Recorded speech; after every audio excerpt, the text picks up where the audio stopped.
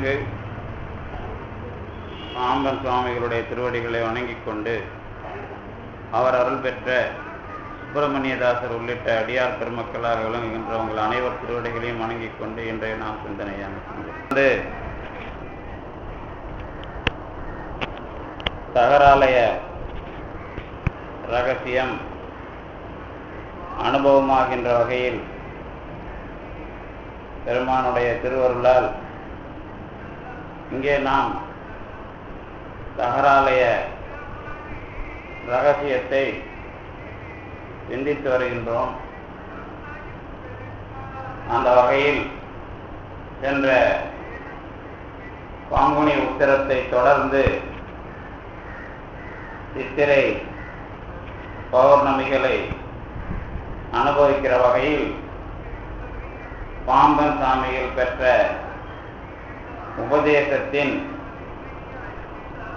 அனுபவமும் அடிப்படைகளும் குறித்து விரிவாக நாம் சிந்தித்து வருகின்றோம். நம்முடைய அடியவர்கள் எல்லாம் பாம்பன் சுவாமிகளை பற்றி படித்திருந்தாலும் அவரை அனுபவிக்கிற வகையில் எப்படியெல்லாம் செயல் மேற்கொள்ள வேண்டும் என்பதை பற்றி விரிவாக சிந்திக்கின்ற வகையில்தான்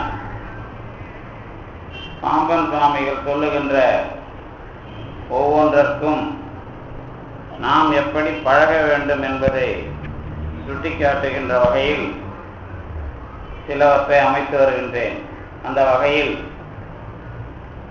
இங்கே 1.5 வருடங்களாக அல்லது 2 ஆண்டுகளாக நடந்து வருகின்ற இந்த தகராலய ரகசிய அனுபவத்தின் காரணமாக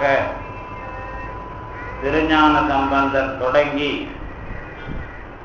பாம்பன் சுவாமிகள் வரை என்பதாக சொல்லுகிற ஒரு மரபை எந்த காழ்ப்புணர்ச்சியும் இல்லாமல் நம்முடைய மனத்திலே எப்படி ஏற்றுக்கொள்ளுவது என்பதை பற்றி சொல்லி பாம்பன் சுவாமிகள் மீது உங்களுக்கு இருக்கிற நம்பிக்கையினால் உங்களையும் அதிலே பழக வைத்திருக்கிறார். அதுதான் பெரிய வெற்றி.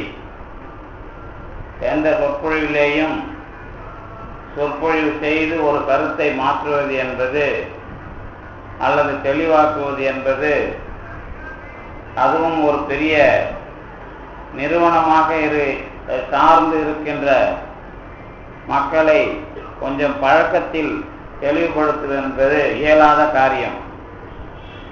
ஆனால் இங்கே பாம்பன் சுவாமிகள் உட்கார வைத்து பேச வைத்து புரிய வைத்தார் என்று சொல்லுவதை விட நடப்பு காலத்தில் பாம்பன் சுவாமிகளை நம்புகிற அடியார்களினுடைய மனத்திலே இருந்து அவர்களுக்கு உண்மையை பழக்கப்படுத்தி இருக்கிறார். அதனால் மற்ற அருளாளர்களை விட தற்பொழுது பாம்பன் சுவாமிகளை அனுபவிக்கிறவர்கள் பாம்பன் சுவாமிகளுடைய வாழ்க்கையை போலவே தாங்களும் பரம்பொருளோடு பெரிய பரம்பொருளோடு பழகுவதற்கு தயாராகி இருக்கிறார்கள். அதற்கு பாம்பன் சுவாமிகள் உங்களுக்கு பழக்கத்தை தந்து கொண்டிருக்கின்றார் என்பதை இந்த இடத்தின் மூலமாக நீங்கள் உணரலாம். ஒரே ஒரு அடிப்படை என்ன என்றால் பாம்பன் சுவாமிகளை மனமாற ஏற்றுக்கொண்டிருக்கிறீர்கள் என்பதுதான். ஏற்றுக்கொள்ளாத தருதலைகள் இங்கே நிறைய இருக்கின்றன. அதனால்தான் திருந்த மாட்டேன் என்று நிறைய பேர் இங்கே கங்கணம் கட்டிக்கொண்டு மகாதேஜ மண்டல சபை என்ற பெயரில் புரியாமல் விளையாடி கொண்டிருக்கிறார்கள்.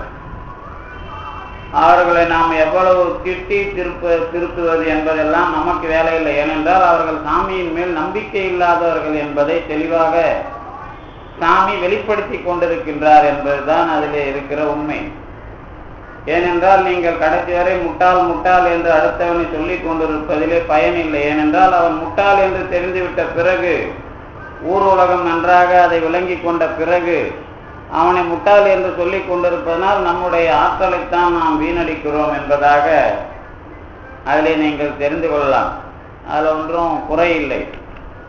அதற்கு பிறகு அவன் நான் முட்டாள் இல்லை என்று சொல்ல வரும்போது வேண்டுமானால் நாம் முட்டாள் என்று அவனை நிரூபிக்க வேண்டிய கடமை நமக்கு இருக்கிறது. அது மட்டும்தான் அதிலே வேலையை தவிர மற்றபடி அதிலே ஒன்றும் வியப்பதற்கு அதில் ஒன்றும் நீங்கள் என்னது அது குறிப்பிட்டு புதுசாக சொல்லுவதற்கு ஒன்றும் இல்லை. அடுத்தது என்ன என்று கேட்டால், பாம்பன் சுவாமிகளுடைய வரலாறு உங்களுக்கெல்லாம் நிறைய பேருக்கு தெரியாத ஒரு ரகசியம் ஒன்று உண்டு. ரகசியம்னா வரலாற்று நூல்ல இல்லை. தற்பொழுது ஒரு கடவுளை அடைகிற மார்க்கம் என்று நீங்க கடைசியாக நிறைய மக்களால் நம்பப்படுகிற விஷயம் இந்த திருவண்ணாமலை மலை வலம் வருதல். அடிக்கடி நான் இதை வேறு அடிப்படையிலே அல்லது வேறு முறையிலே உங்களுக்கு சொல்லியிருக்கிறேன். மலை வலம் வருதல் திருவண்ணாமலை என்று சொன்னாலே தமிழகம் மட்டுமல்ல, உலகம் முழுக்க இருக்கிற கடவுள் நெறியிலே இயங்குகிற சித்தர்கள் என்று சொன்னாலும் சரி, கடவுளை அனுபவிக்க வேண்டும் என்று நினைக்கிற மனிதர்கள் என்று சொன்னால் அவர்களுக்கெல்லாம் மையம் திருவண்ணாமலை என்பது உங்களுக்கெல்லாம் தெரிந்திருக்கும். பொதுவாக சித்தர் மரபிலே மேலே பறக்கிறவர்களும் கூட இறங்கி செல்லுகிற ஒரு மையம் திருவண்ணாமலை. தலைமையிடமாக நாம் பொதிகையை சொல்லுகிறோம், அது வேறு. ஆனால் மையமாக உலகத்துக்கு கொஞ்ச நேரம் உலகத்தை ஒரு ரவுண்ட்ல சுத்தணும் நினைச்சாலும் இறங்கி ஏற ஒரு இடம் திருவண்ணாமலை அப்படிங்கிறது சித்தர் மரபுல அல்லது கடவுளை நோக்கி பயணப்படுகிற அருவமாக இருக்கிறவர்களுடைய ஒரு நிலை. இதை தாண்டி அடுத்தது என்ன என்று கேட்டால், திருவண்ணாமலையை சுற்றுவதனால நீங்க ஒரு குறிப்பிட்ட தெய்வம் என்பதாக நீங்க போனாலும் கூட, கடவுள் அனுபவம் என்பதாக நீங்க மலைவலம் தொடர்ந்து தெளிவாக வந்தால், தனித்தனி பேரால இருக்கிற கடவுளை போய் சேர மாட்டீர்கள். எல்லாத்துக்கும் மேல ஒரே கடவுள் என்பதாக சொல்லப்படுகிற ஒரு கடவுளை அடைவீர்கள்.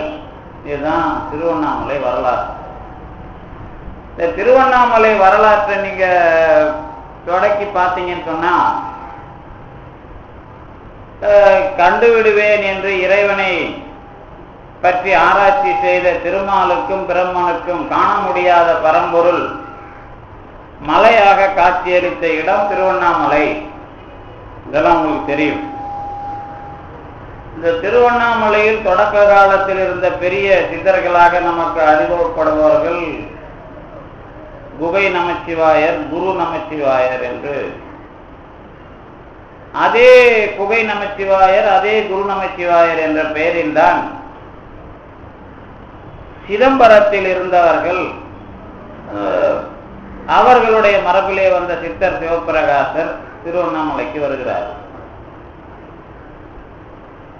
இந்த நமச்சிவாயம் என்ற பெயர், சிவபிரகாசம் என்ற பெயர், இந்த பெயர்களில் இருந்த அருளாளர்கள் நிறைய சித்து வேலை செய்திருக்கிறார்கள். உங்களுக்கெல்லாம் நீங்க படிச்சிருக்க, அங்கே இருந்து கையில துணியை கசக்கும் போது சிதம்பரத்தில் எரிந்த சீலையை நான் அழித்தேன் என்பதாக சொல்லுவது, அப்புறம் எந்த இடத்துல தடுக்கி விழுந்தாங்க அதை நான் சிரித்தேன் அப்படிங்கிற மாதிரி தான் இந்த சித்தர்கள். அவங்க குகை நமச்சிவாயர், குரு நமச்சிவாயர் வரலாறு படிக்கிறவங்களுக்கு தெரியும். பெரிய அருளாளர்களாக சித்தர் மரபில் அடையாளம் காணப்படுகிற அவர்கள்லாம் இருந்த அந்த இடத்துல இருந்துதான் சிதம்பரத்துக்கு அனுப்புறார் குகை நமச்சிவாயர், குரு நமச்சிவாயர். அதே மாதிரி சிதம்பரத்தில் இருந்த சித்தர் சிவபிரகாசர் திருவண்ணாமலைக்கு வர்றார். இதோட அடிப்படையெல்லாம் என்ன அப்படின்னு கேட்டீங்கன்னா, சைவ மரபுன்னு சொல்லி கொஞ்சம் அதுல கடவுள் வழிபாட்டுல நடராஜரை கொண்டு வந்து அதுக்கு பிறகு ஜோதி அனுபவத்தை கொண்டு வருவது அப்படிங்கிற ஒரு பெரிய அனுபவ படிநிலைக்கு உள்ள இடம் திருவண்ணாமலை. அதனாலதான் அந்த திருவண்ணாமலையும் சிதம்பரமும் நேர் அருளாளர்கள் மரபுல தொடர்பு உடையதாக இருக்கும். இது முதல் வரலாறு. ஏன் சிதம்பரத்துக்கு அனுப்புறாங்க, சிதம்பரத்தை வந்து இங்க வர்றாங்க, இவங்கெல்லாம் நான் சொல்ற ஆளுங்களாம் ரொம்ப பெரிய ஆளுங்க. அதுலயும் இந்த குகை நமச்சிவாயர், குரு நமச்சிவாயர், சித்தர் சிவபிரகாசர், இந்த 3 வரலாறு தெளிவா தெரிஞ்சாதான் திருவண்ணாமலைக்கும் சிதம்பரத்துக்கும் உள்ள மகத்துவம் தெரியும். அப்ப அந்த சித்தர் சிவபிரகாசர்லாம் வந்து இவங்க எல்லாம் அந்த திருவண்ணாமலையில எப்படி கடவுளை நாங்க அனுபவிக்கிறோன்னு உலகத்துக்கு காட்டின வரலாறுல வெளிப்படையா தெரியாத விஷயம் நமக்கு எப்ப தெரிய வருதுன்னு கேட்டீங்கன்னா அருணகிரிநாதர் வந்த பிறகு தெளிவா தெரியும்.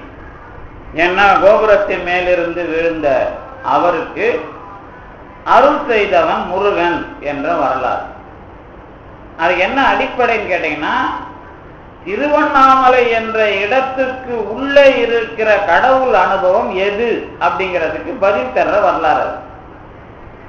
அப்படிதான் அவருக்கு அந்த இடத்துல முருகப்பெருமான் அப்படிங்கிற பெயரில பெரிய கடவுள் அனுபவம் கிடைக்குது. அவர் என்ன பண்றார், எல்லா கடவுளையும் இணைச்சி பெரிய பரம்பொருளாக முருகனை வச்சு திருப்புகழ் பாடுறார். இந்த காலத்துல திருவண்ணாமலையை போய் சுத்துறீங்க, எனக்கு பெரிய கடவுள் அனுபவம் வேணும், ஒரு குருநாதர் வேணும் அப்படிங்கிற மாதிரி ஒரு எண்ணம் வந்தா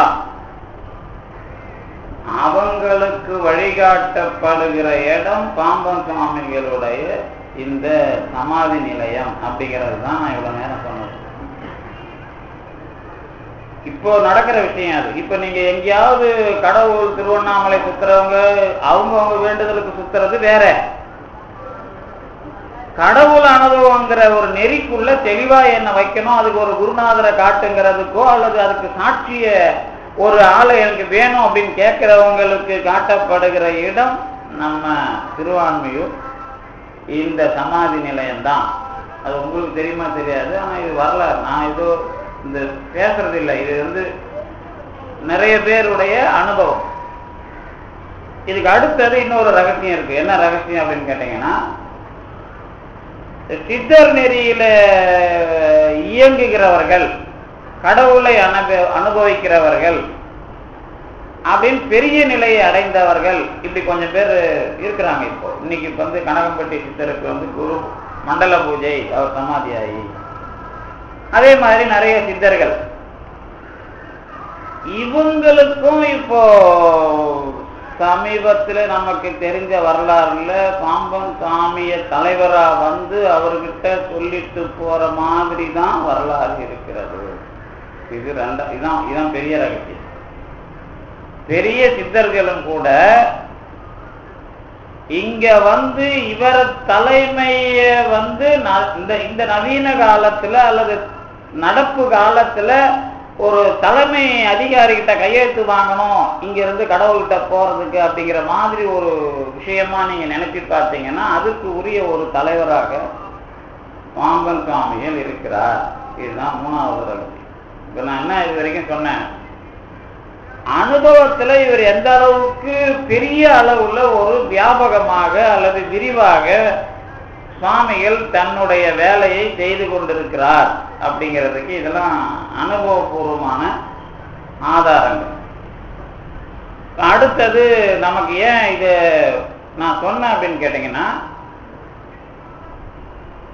ஏதோ தன்னுடைய வாழ்க்கை பிரச்சனைக்காக வர்ற நிலவரத்தை தாண்டி நான் என்னுடைய வாழ்க்கையினுடைய நிறைவை எப்படி தெளிவா நிறைவடைய வைக்கணும் அப்படிங்கிற கருத்துல வளர்க்கணும், இந்த பிறப்பிலேயே வளர்க்கணும் அப்படின்னு சொன்னீங்கன்னா அதுக்கு உரிய இடமும் இதுதான். இன்னைக்கு ரமணருடைய குரு பூஜைன்னு சொல்லுவாங்க. நான் ஒரு காலத்துல எல்லாம் வந்து இந்த ரமணர் இவங்களெல்லாம் எந்த அளவுக்கு இவங்க முக்தி அல்லது கடவுள் அனுபவத்துக்குள்ள போனாங்க அப்படிங்கிறதுக்கெல்லாம் விசாரம் உண்டு. அப்ப என்ன நடந்தது அப்படின்னு கேட்டீங்கன்னா, அவர் எழுதின நான் யார் இந்த விஷயங்களுக்குள்ளெல்லாம் போய் எல்லாரும் அதுக்கு என்ன முடிவு எடுத்தாங்க அப்படின்னு கேட்டீங்கன்னா, சித்தர்கள் நெறிக்கே இது ஒரு பிரச்சனை, இதெல்லாம் தீர்த்து வைக்கிறது அப்படிங்கிறது தான் பாம்பன் சுவாமியோடைய வேலை. அதுக்கு தான் நான் அதெல்லாம் கொஞ்சம் இணைக்கிறேன். இன்னைக்கு அதை பத்தி தான் உங்களுக்கு தெளிவா இதுக்குள்ள என்ன பிரச்சனையா எல்லாரும் பேசுறாங்க, என்ன பிரச்சனை தான் இதுல இருக்குது. பாம்பன் சுவாமிகள் குகசாயிக்குன்னு நாம ஒரு விஷயம் போடுவோம், அதுக்கு என்ன அர்த்தம், அப்படி ஒரு கடவுள் எந்த மாதிரி அதுக்குள்ள நாம தெளிவா இருந்து அதை அனுபவிக்க போறோம் அப்படிங்கிறதெல்லாம் அதுக்குள்ள இருக்கு. அதுலதான் இப்ப இந்த விஷயத்தை நான் இன்னைக்கு இந்த பலவிதமான சித்தர் நாள், இந்த சம்பந்தப்பட்ட இந்த நாள்ல இப்ப வரப்போற சித்ரா பௌர்ணமியும் நமக்கு அதை ஒட்டி தான் அமையுது. அதனாலதான் பாம்பன் சுவாமிக்கான உபதேச வரலாறும் இந்த மாதத்துல பங்குனி உத்திரம் தொடங்கி இது இன்னும் நீட்டு கொண்டு வருகிறது. என்ன, நான் ஒரு ஆள், இப்ப நிறைய விஷயம் நாம பேசியாச்சு. தொடக்கத்துல இருந்து நான் மறுபடியும் சின்ன சின்ன விஷயத்தையும் இங்க பதில் சொல்ல முடியாது. ஒரு பெரிய விஷயமா பாம்பன் சுவாமிகள் ஒரு பேர் கொடுக்குறாருல, அந்த பெரிய விஷயத்துக்குள்ள நாம எப்படி நிறைவா வந்திருக்கிறோம் அப்படிங்கறதெல்லாம் இதுக்குள்ள நாம கொண்டு வரணும்.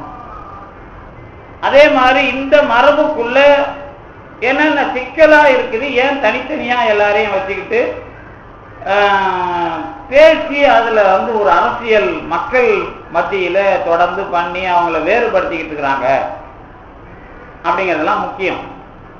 நேற்று நான் மருந்தீஸ்வரர் கோயிலையும் ஒரு தெளிவா ஒரு விஷயத்தை சொன்னேன். என்ன சொன்ன அப்படின்னு கேட்டா, ஆதிசங்கரர்னு வர்ற ஒரு சங்கராச்சாரியார் அவர் முத ஒரு தத்துவத்தை நிலைநாட்டுறார்.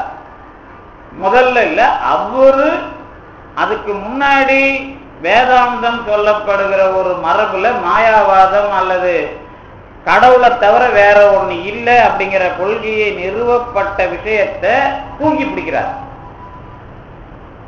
தூக்கி பிடிக்கிறதுக்கு தான் 2 வேலை பண்ணார். ஒண்ணு 6 சமயம்னு ஒண்ணு இணைக்கிறார், சண்முக சாம்பகர் அப்படின்னு அவரை சொல்லுவாங்க.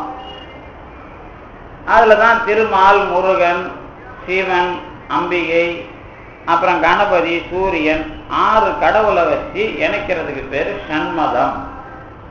அதனால சங்கரருக்கு இவங்களா ஒரு பட்டம் கொடுத்துட்டாங்க, சண்மத ஸ்தாபகர். இவர் எங்க அப்புறம் ஏற்கனவே சூரியனை படைச்சாரா இல்ல கணபதியை படைச்சாரா இல்ல சிவனை படைச்சாரான்னு தெரியாது. ஆனா இவங்க சண்மத ஸ்தாபகர்னு ஒரு பட்டத்தை அவருக்கு கொடுத்துட்டாங்க. என்ன நடந்ததுன்னா, சங்கரர் சொன்ன தத்துவத்துக்கு சமயம் கிடையாது. இன்னைக்கு நான் சொல்றது இந்த அத்தியாத்திரமன் நாம ஒரு சாமி பேர் கொடுத்தாருல்ல, அதுக்கான வரலாறு மூலமா சொல்லி சித்தர் நெறியில இன்னைக்கும் ரமணர் வரைக்கும் அல்லது இன்னைக்கு சித்தர் அனுபவத்தை அடையிறவங்க வரைக்கும் என்ன தப்பு பண்றாங்க. ரமணர் பண்ணல, அவர் பெற்ற அனுபவத்தை வேற மாதிரியாவே சொல்லிக்கிட்டு இருக்கணும். ஒருத்தவங்க சொல்றாங்க அப்படின்னா கடவுளை அடைஞ்சாங்க இல்லைன்னு ஏத்துக்கிட்டா எப்படி அதுக்கு சொல்லணும் அப்படிங்கிற வரைக்கும் நான் விளக்க போறேன். அதான் இன்றைய நாளுடைய அடிப்படை. இப்ப அதுல என்ன நடந்தது அப்படின்னு கேட்டீங்கன்னா, அவர் சங்கரருக்கு சமயம் தத்துவம் இருக்குதுன்னு வச்சுங்களேன். சமயம் அப்படின்னா பயிற்சி, நீங்க கடவுள் வழிபாடு எந்தெந்த முறையிலெல்லாம் மேற்கொள்றீங்களோ அதெல்லாம் சமயம். அதெல்லாம் நான் இதை செஞ்சா இது நடக்கும் அப்படிங்கிற மாதிரிலாம் நினைக்கிறது, எப்படி செய்யணுங்கிற எல்லா நடவடிக்கைகளும் சமயம். அதுக்கப்புறம் நீ அனுபவிக்கிற கடவுளுக்கு பேரு, கடவுள்னா யாரு, அதை நீ எப்படி அனுபவிக்க போற, நீங்கிறது உண்மையா உலகங்கிறது உண்மையா அப்படின்றதெல்லாம் கொள்கையா விவரிச்சா அதுக்கு பேர் தத்துவம். தத்துவம்னா தியரி, சமயம்னா பிராக்டிஸ். தத்துவம்னா பிலாசபி, சமயம்னா ரிலிஜன் அப்படிங்கிறது கலைச்சொல். தியரி கொள்கையெல்லாம் தத்துவம், பயிற்சியா இருக்கிற நடைமுறைகள்லாம் சமயம். இது 2 அடிப்படை நீங்க முதல்ல வச்சுக்கணும். சங்கரர் என்ன பண்ணார் அப்படின்னு கேட்டீங்கன்னா, வேதம், உபநிடதம், பகவத்கீதை, பிரம்மசூத்திரம், இந்த வேத உபநிடதம்லாம் ஒரு குரூப். அதுல இருக்கிற மகா வாக்கியம் முக்கியம். ஏகம் ஏவ அத்விதீயம், அகம் பிரம்மாஸ்மி, தத்துவமசி, அயம் ஆத்மா பிரம்மம். இந்த 4 மகா வாக்கியம் பேரு. 4 வேதத்திலிருந்து ஒண்ணு எடுத்தது. வேதம்னா தனியா இருக்காது, அதோட சேர்ந்து உபனிஷதமும் அந்தந்த வேதத்துக்கு உள்ள உபனிஷத்துன்னு பிரிச்சு 108 வச்சிருப்பாங்க. முக்கியமா 12, அதுலயும் 10 அப்படி குறுக்கின்னு வருவாங்க. இந்த வேத உபநிடதங்கள் 1, பகவத்கீதை 1. இந்த வேத உபநிடதத்தை எப்படி புரிஞ்சிக்கணும்னு வியாசர், வேத வியாசர் அப்படின்னு நம்ம சொல்றோம்ல, அவர் தொகுத்த நூலுக்கு பேரு பிரம்மசூத்திரம் பேர். இந்த பிரம்மசூத்திரத்துக்கு உரை எழுதணும், பகவத்கீதைக்கு உரை எழுதணும், இந்த 4 மகா வாக்கியத்துக்கு உரை எழுதணும், முடிஞ்சா ஒரு 10 உபநிஷத்துக்கு உரை எழுதணும்.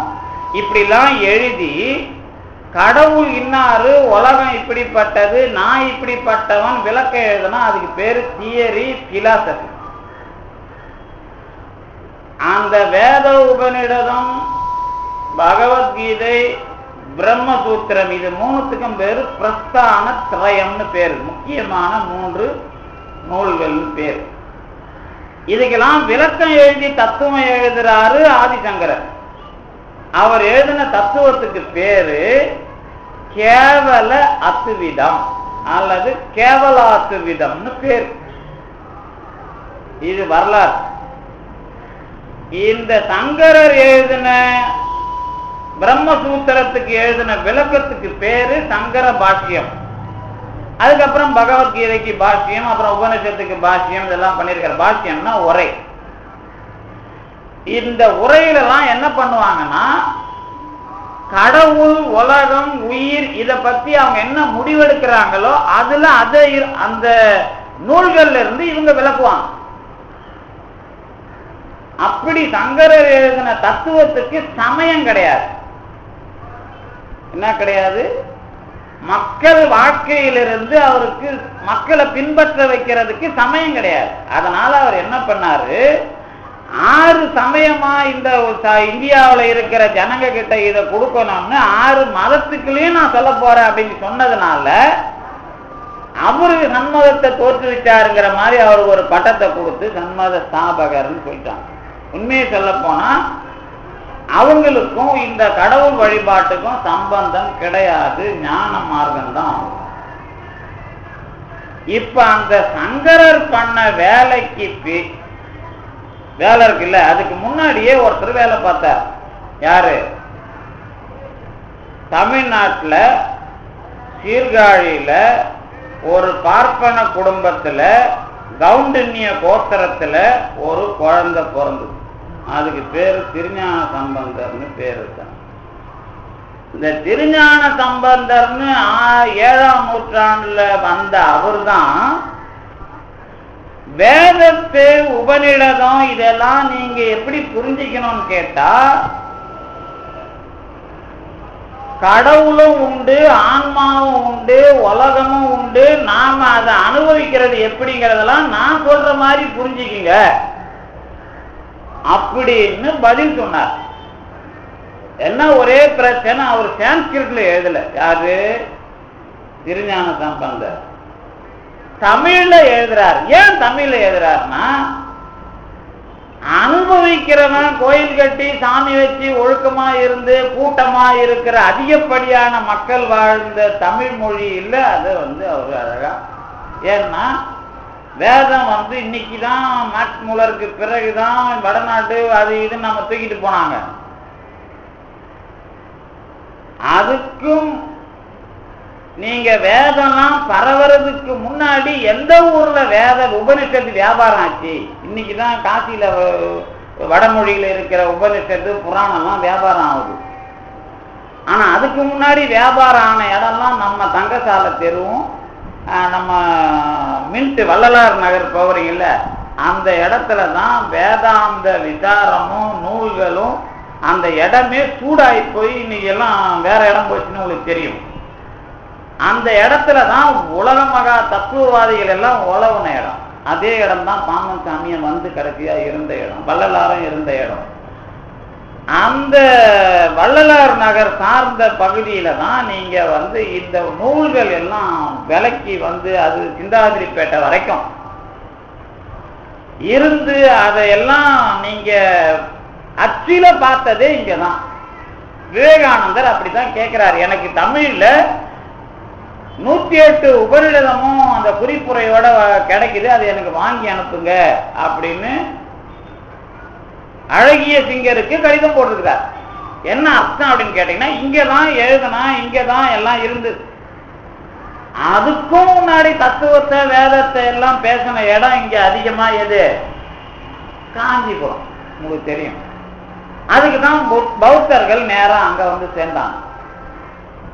வடநாட்டிலையும் நீங்க போனீங்கன்னா ராஜகிருகம் அல்லது ராஜ்கீர் என்று சொல்லப்படுகிற பாட்னா, பாடலிபுத்திரம் அல்லது பட்னாவில் இருக்கிற அந்த நாலந்தா பல்கலைக்கழகம் இருக்குல்ல, நாலந்தா பல்கலைக்கழகம் அரசாங்க செல்வாக்கோட மிகப்பெரிய பணபலத்தோட உருவாக்கப்பட்ட இடம். இப்ப இன்னைக்கு ஞாயிற்றுக்கிழமை நிறைய பேரு சைவர்கள் தான் வந்திருப்பீங்க.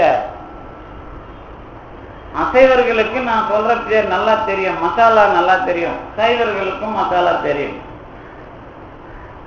அந்த நாலந்தா பல்கலைக்கழகத்துல இருந்த புத்த துறவிகள் இருக்காங்கல்ல, அவங்களுக்கு உயர்ந்த ரக அரிசி, உயர்ந்த விதமான சாப்பாடு. அந்த ரூமை போய் பார்த்தீங்கன்னா இன்னைக்கும் அதுக்குள்ள வெப்பமும் தாக்காது, குளிரும் தாக்காது. அவ்வளோ பெரிய பெரிய சுவர்களால் எழுப்பப்பட்ட பல அறைகள் கொண்ட, அதாவது மலையே ஒரு அந்த மலையை செதுக்கின மாதிரி கருங்கல்லாலேயே பலவிதமாக திட்டம் அமைத்து அந்த இடம் கட்டின இடத்தை இன்னைக்கு நீங்க போய் பார்க்கலாம். அவங்களுக்கு போட்ட உயர்ந்த அரிசி, நல்ல மனம் கமழுகிற ஒரு அரிசிக்கு பேரு மகாசாலா. அந்த மகாசாலா வாசனையை தான் நாம் இன்னைக்கு மசாலாவில் கொண்டு வந்து நிறுத்திருக்கிறோம். அப்ப எவ்வளோ அந்த நாலந்தா பல்கலைக்கழகத்துல அந்த காலத்துல எவ்வளவு பெரிய செல்வாக்கோட அந்த புத்த துறவிகள் இருந்தாங்க. அதுக்கப்புறம் கொஞ்சம் அவங்களாம் தலைவர்கள், அதுக்கப்புறம் கொஞ்சம் ஓட்டி வர்றது, அப்புறம் ஊர் ஊரா போறது, இந்த விஷயம் வந்து அதுக்கப்புறம் தான் அவங்களுக்குள்ளேயே ஒழுக்கம் கெட்டு போயிட்டாங்க, தண்ணி நிறைய அடிச்சாங்கலாம், சண்டை வந்ததெல்லாம் வரலாற்றுக்குள்ள இருக்கிற ரகசியங்கள்லாம் நிறைய இருக்குது. அதெல்லாம் ஒரு பக்கம் இருக்கட்டும். இந்த விஷயத்தை நான் ஏன் சொன்னேன்? வேதங்கிறத காப்பாற்றி வச்ச இடம் இந்த தமிழகம் சார்ந்த பகுதி. அதுக்கு சொன்ன அது மட்டும் இல்ல, இந்த வேதம் முதலானதை கவுண்டர் கொடுக்கணும் தான் அங்க இருந்து இங்க கிளம்பி வர்றாங்க, மணிமேகலை எழுதுறாங்க. அப்புறம் சமணர்கள் வந்து கூட்டம் கூட்டமா வந்து நம்ம ஊர் மலையில, ஊருக்கு வெளியில நாம அவங்கள தங்கறதுக்கு இடம் கொடுக்குறோம். அவ்வளவு பெருந்தன்மையா இருந்தோம், எல்லாம் நடக்குது. இந்த வேதம் உபநிடதம் இதுல முக்கியமா கடவுளை பற்றின ஆராய்ச்சி இருக்குதுப்பா. கடவுள் உண்டா இல்லையாங்கிற ஆராய்ச்சி இருக்குது. யார் யார் என்ன என்ன பக்குவத்துல புரிஞ்சுக்குவான் அப்படிங்கிற ஆராய்ச்சி இருக்குது. இந்த ஆராய்ச்சியில அவன் பக்குவத்துக்கு ஏற்ற மாதிரி பதில் சொன்னதும் இருக்குது. பெரிய அளவுல அறிவாளியா இருக்கிறவனுக்கும் பதில் சொன்னது இருக்குது. கடைசியா என்ன முடிவுன்னு கேட்டா, இங்க கோயில் வழிபாடு, மக்கள் எல்லாம் சாமி லிங்கம் கும்பிடுறாங்க, எல்லாம் முருகனையும் கும்பிடுறாங்க, எல்லா வழிபாடும் இருக்குது. வேதத்துல ஆராய்ச்சி பண்ணத தெளிவா நாம இந்த உலகத்துக்கு இங்க இருந்து முடிவு சொல்லணும்னு ஒருத்தர் சொன்னார். அவர் தான் திருஞான சம்பந்தர். அவர் தொடர்ந்து நான் கவுனியன்னு சொல்ல மறக்க மாட்டார். அவர் பௌத்தர் சமணர்களை மட்டும் எதிர்க்கல, அவரு வேதத்தை இப்படி புரிஞ்சுக்கணும்பா, நீங்க வந்து வேதத்தை வச்சுக்கிட்டு கடவுள் மட்டும்தான் மற்ற எதுவும் இல்லைன்னு நீங்க சொல்ற விளக்கம் தப்பு அப்படின்னு வேதத்தை தப்பா சொல்றவனையும் திருத்தனார் அப்படிங்கறதுதான் உண்மை. அவர் வரலாறுக்குள்ள பூநூல் போட வரும்பொழுது அதை மறுக்கிறார். அவர் வரலாறுக்குள்ள வேள்வி செய்ய வரும்போது மறுக்கிறார். இதெல்லாம் மறுத்துட்டு இதை இப்படித்தான் செய்யணும் அப்படிங்கிற விஷயத்தை எல்லாம் மாத்துறார். அதனால அவர் திருநெல்வேலி கோயில்ல தூக்கி போறாங்க அவரை, அவங்க மாமா வீட்டுக்கு. இந்த குழந்தைய சூழ்ச்சி பண்ணி வேற ஏதாவது ஆளை இல்லாம பண்ணினலாம் வேலை பார்த்தாங்க. அதெல்லாம் திருஞான சம்பந்தர் வரலாறுக்குள்ள இருக்குது. அதனால பௌத்தர் சமணர்களுக்கு மட்டும் எதிர்ப்பு இல்லை, அவரு வேத மரபை தப்பா சொல்றவனுக்கும் எதிர்ப்பு. இது எப்படி தெரியுதுன்னு கேட்டா, அவன் ஒரிஜினல் ஐயர் கிடையாதுப்பா, அவன் திராவிட சிசு அப்படின்னு சங்கராச்சாரியார் திருஞான சம்பந்தரை சொல்றாரு. திருஞான சம்பந்தரை என்னன்னு சொல்றாரு? திராவிட சிசுன்றார். நம்ம தமிழ்வாத்தியாரு இந்த வரலாற்று ஆசிரியர்லாம் திராவிட சிசுன்னு சங்கராச்சாரியாரே திருஞான சம்பந்தரை பாராட்டிக்கிறார்னு எழுதுவான். அது அப்படி இல்ல அர்த்தம். கவுண்டின்யன்னு தன்னை சொல்லிக் கொள்ளுகிற திருஞான சம்பந்தரை திராவிட சிசுன்னு சொன்னா, நீ தமிழ் பேசிட்ட, நீ வேற மாதிரி பேசிட்ட, நான் ஏத்துக்க மாட்டேன்னு அர்த்தம். அவர் என்ன பண்ணார்னா, தத்துவ முடிவை நீங்க இப்படி தெரிஞ்சுக்கீங்கடா அப்பான்னு தெளிவா அவங்க அப்பாவை வச்சு உலகத்துக்கு சொன்னதுதான் திரு எழு கூற்று இருக்கைன்னு ஒரு பாட்டு. அதுல இந்த கடவுள், ஆன்மா, உலகம் இதை பத்தின முடிவை கடைசி பகுதியில சொல்றார். இருமையின் ஒருமையும் ஒருமையின் பெருமையும் கழுமல முதுபதி கவுனியன் கட்டுரை. கழுமல முதுபதி கவுனியன் அறியும் அணைய தன்மையை ஆதலின் நின்னை நினைய வல்லவர் இல்லை நீள் நிலத்தே. இது அவர் கொடுக்கிற ஸ்டேட்மெண்ட் அல்லது வாக்கு மூலம். என்ன வாக்கு மூலம் கொடுக்கிறாருன்னா, உங்ககிட்ட என்கிட்ட கொடுக்கல, அவரு இந்த கடவுள்னு ஒருத்தன் இருக்கிறான்ல அவன்கிட்ட பேசுறார். எப்பா உன்னை இது தவிர வேற மாதிரி சொல்ல முடியாது அப்படின்னு அவங்கிட்ட சொல்றாரு, மற்றவங்கிட்ட பேசல. அவர் அணைய தன்மையை ஆதலின் நின்னை நினைய வல்லவர் இல்லை நீள் நிலத்தை. நீ இப்படிப்பட்டவன், இதை தவிர வேற மாதிரி சொல்றதுலாம் தப்பு, வேற மாதிரி சொன்னா அவன் கடவுளை அடையலன்னு அர்த்தம் அப்படிங்கிற மாதிரி அதுல சொல்றாரு. கழுமல முதுபதி கவுனியன் கட்டுரை அப்படின்னா கவுண்டின்ய மரபுல வந்த கழுமலம் என்கிற சீர்காழியில இருக்கிற திருஞான சம்பந்தனுடைய கட்டுரை இது. நான் இதை தெரிஞ்சுதான் பேசுறேன், சும்மா ஏதோ படிச்சு வச்சுட்டு பேசல. கழுமல முதுபதி கவுனியன் அறியும் அணைய தன்மையை ஆதலின், நீ இப்படிப்பட்டவன் ஆதலின் நின்னை இதை தவிர வேற வழியில நினைய வல்லவர் இல்லை நீள் நிலத்தே அப்படின்னு அடிச்சு முதல்ல சொன்ன ஒரு மாபெரும் புரட்சியாளரா நீங்க திருஞான சம்பந்தரை பார்க்கணும். காரைக்கால் அம்மையார தூக்கி வச்சுட்டாங்க, திருமூலரை தூக்கி வச்சுட்டாங்க, திருஞான சம்பந்தரை தூக்கி வைக்கிறாங்க அப்படின்னு நீங்க சொல்றீங்கல்ல, அதுக்கு அர்த்தம் இதான். ஏன் திருஞான சம்பந்தரை பாம்பன் சாமியிலும் குருவா ஏத்துக்கிட்டு அவர் புராணம் வந்தாதான் நான் வெளியில பேசுவேன்னு சொன்னாரு? ஏன் திருஞான சம்பந்தருடைய மெய்மொழி பொருள் தான் எனக்கு கடவுள் செஞ்ச உபதேசம் ராமலிங்க வள்ளலார் சொன்னாரு அப்படிங்கிறதுக்கெல்லாம் அர்த்தம் என்ன அப்படின்னு கேட்டீங்கன்னா,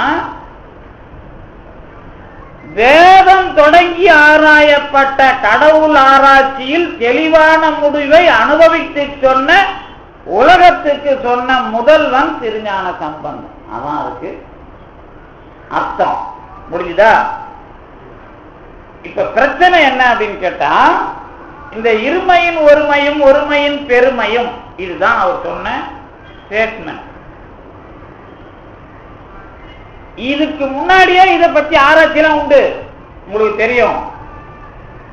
திருமுருகாற்றுப்படை, அதுக்கு முன்னாடி இலக்கணம் தொல்காப்பியம், அப்புறம் சங்க இலக்கியம் எல்லாம் நிறைய இருக்கு. மேலை நாட்டிலேயே இந்த கடவுள் பத்தின ஆராய்ச்சியில, மனிதர்களை பற்றி ஆராய்ச்சியில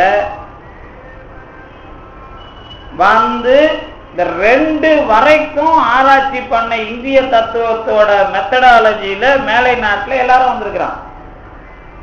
டேக்கார்ட் அவங்களாம் டியூவலிசம்,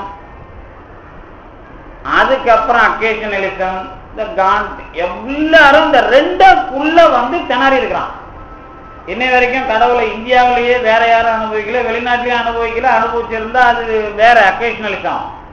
அக்கேஷனலிசம்னா உடனடி கொள்கை, தருவாய் கொள்கை, ரெடிமேடா சொல்றது அப்படிங்கிற மாதிரி ஒரு விஷயத்தை சால்வ் பண்றது, அவ்வளவுதான். நம்ம கிட்ட அது இல்லை. ஏன் அது இல்லை அப்படிங்கிறதுனாலதான் அது பத்தின தெளிவான விஷயத்தை திருஞான சம்பந்தர் சொல்றார். கடவுள் உண்டா?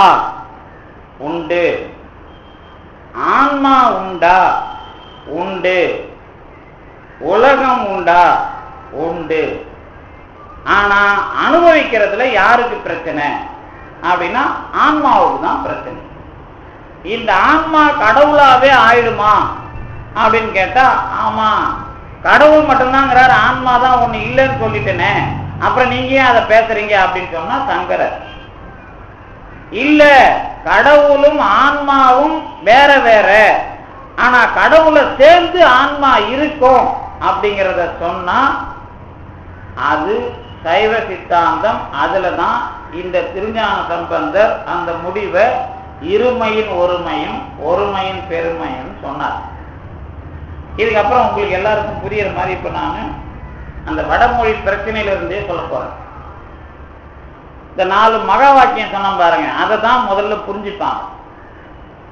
இந்த ஏகம் ஏவ அத்விதீயம் அப்படிங்கிறதுக்கு விளக்கம் அவங்க புரிஞ்சுக்கணும். அதை மற்ற 3 வச்சு சொல்லுவாங்க. தத்துவமசி, நீ, சத்துனா அது, துவம்னா நீ, அசினா இருக்கிறாய், அது நீயாக இருக்கிறாய். அகம் பிரம்மாஸ்மி, என் உள்ளே இருப்பதுதான் பிரம்மம் தான் என் அகமாக இருக்கிறது. அகம்னா உள்ள, பிரம்மம் தான் இருக்கிறது, வேற ஒரு ஆன்மா கிடையாது. அதுக்கப்புறம்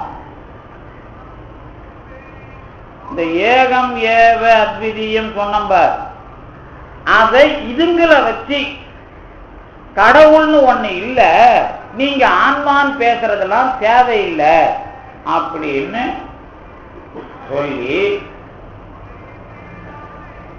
இந்த துவிதம் முதல்ல உங்களுக்கு இந்த ஆராய்ச்சி, ஏன்னா நான் சில சமயம் புரிய விடாம சொல்லிடுவேன்றது, அந்த வேகமா போனா புரிய விடாம போயிடுங்கிறதுனால கொஞ்சம் நிதானமா இந்த அத்விதம் அப்படிங்கிற சொல்ல அத்வைதம் அப்படின்னு தான் வடமொழியில எழுதுவாங்க.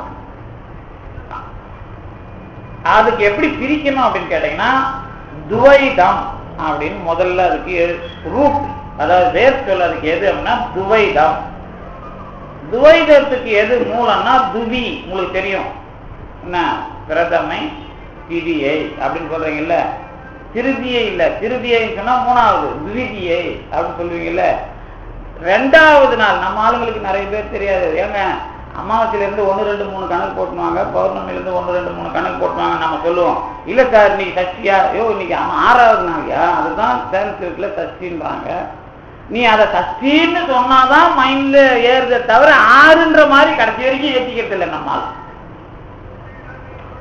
6வது நாள் தான்பா சஷ்டி, நீ சஷ்டின்னு ஒண்ணு ஏற்றி தனியா அதை ஒண்ணு மூலையில ஏத்தாத, அப்படி ஏற்றினா உங்களை ஏமாத்திட்டு இருக்கிறாங்க. 6வது நாள் அவ்வளவுதான். 1வது நாள், 2வது நாள், 3வது நாள் அப்படிதான் கணக்கு.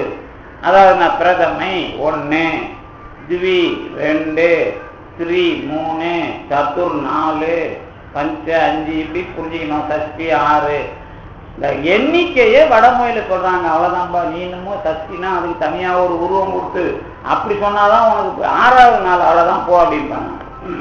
அது தேய்பிறை 6வது, வளர்பிறை 6வது, அவ்வளவுதான் முடிஞ்சிச்சு. இப்ப என்ன அர்த்தம், இந்த துவிங்கிற 2 அந்த வார்த்தையில் இருக்குல்ல. இப்ப நீங்க சிங்கம், அதுக்கு முன்னாடி ஆ போட்டா அசிங்கம்.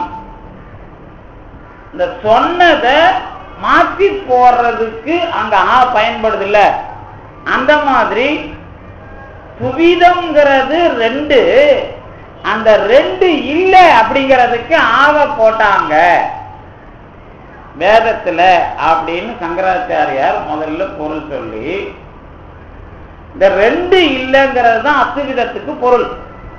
துவி என்கிற 2ஐ அகரம் என்ற எழுத்தால் போட்டு 2 இல்லை அப்படின்னு சொன்னா அத்துவிதம் அப்படின்னு அதுக்கு பொருள் எழுதினார். அதுக்கப்புறம் முன்னாடி இருக்குல்ல ஏகம் ஏவ, ஒன்று ஒன்றே, ஒன்று ஏகம், ஒன்றே ஏவ அல்லது மேலும் அப்படின்னு அர்த்தம். அது 2 அல்லாதது அப்படின்னு அதுக்கு பதில் விளக்கம் எழுதினார். இந்த அயமாத்மா பிரம்மம், அப்புறம் அகம் பிரம்மாஸ்மி தத்துவமசிங்கிறத இதை வச்சு அப்படியே சொல்லிடுறது. நீன்னு ஒண்ணு இல்லை, அதுதான் நீயா இருக்கிற, உனக்குள்ள நீன் இல்லை, கடவுள் தான் இருக்கிறாரு, இது தவிர வேற ஒண்ணும் இல்லை அப்படின்லாம் அதுக்கு விளக்கம் சொல்லிடுறது. நீ 2ஆ நினைக்கிற, ஆனா 2 இல்லை அப்படிங்கிறத அதுக்குள்ள சொல்லிடுறாங்க. அது என்னென்னலாம் விளக்கம் சொல்றாரு அப்படின்னு கேட்டீங்கன்னா, இப்ப நீங்க ஆகாயத்துல ஒரு சந்திரனை பாக்குறீங்கல்ல, கீழே குளத்திலையும் அதே சந்திரனை நீங்க பார்க்கலாம். ஆகாயத்துல பார்க்கிற சந்திரன் வேற, குளத்திலையும் ஒரு சந்திரனை பார்ப்பீங்கல்ல, தண்ணியில சூரியன் சந்திரன் இதெல்லாம் பாக்குறீங்கல்ல. குளத்துல சந்திரன் இல்ல, ஆனா தெரியுது இல்ல. இதுதான் ஆன்மான்னு நீங்க நினைக்கிறீங்க. சந்திரன் மட்டும்தான் உண்மை, கடவுள் மட்டும்தான் உண்மை. இது 2ஆவதா சொல்றது இல்ல அப்படின்னு, 2 இல்லை அப்படிங்கிறதுக்கு அது உதாரணம். அப்ப நாம அது சொல்லிட்டாரா, இந்த 2 இல்லாதது 2ஆ எப்படி தெரியுது அப்படின்னு கேட்டீங்கன்னா, இந்த 2ஆ இல்லாதது 2ஆ எப்படி தெரிஞ்சுது? எப்படி தெரிஞ்சுது? தண்ணிங்கிற ஒரு விஷயம் இல்லைன்னா இந்த சந்திரன் தெரியாது இல்ல, அதனால அது 2ஆவதா தெரியும்.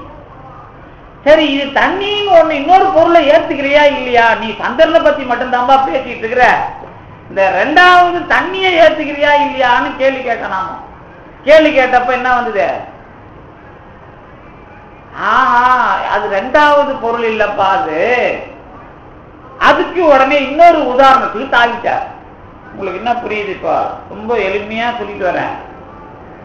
தத்துவம் எல்லாமே உதாரணத்துலதான் நிற்கும். இந்த உதாரணத்துல ஒண்ணுல இடிக்கும் போது அடுத்த உதாரணத்துக்கு தாவுவான். உடனே அதுக்கு அடுத்த உதாரணம் என்ன சொல்றாருன்னா, இந்த சிலந்தி பூச்சி கூடு கட்டுது இல்ல, இந்த வலை எங்க இருந்து வந்தது அப்படின்னு உனக்கு தெரியுமா? வலை தனியா வெளியில இருந்து அது கொண்டு வரல, அது வாயில இருக்கிற எச்சியிலேயே அந்த வலையை அது பின்னிச்சு, அப்புறம் அதுவே அதுல மாட்டிக்கிச்சு, வெளியே அதை விட்டு போவாது. அந்த மாதிரி கடவுள்லயே ஒரு மாயை ஒண்ணு இருக்குது. அது அத இன்னொரு ஆளா தனியா ஆக்கி தண்ணி மாதிரி ஒரு ஆளுக்குள்ள நிலா தெரிகிற மாதிரி அந்த வலைக்குள்ளேயே அதுவே மாட்டிக்குது. அதனால அதை தவிர வேற ஒண்ணும் இல்லைன்னு முடிச்சா. புரியுதா?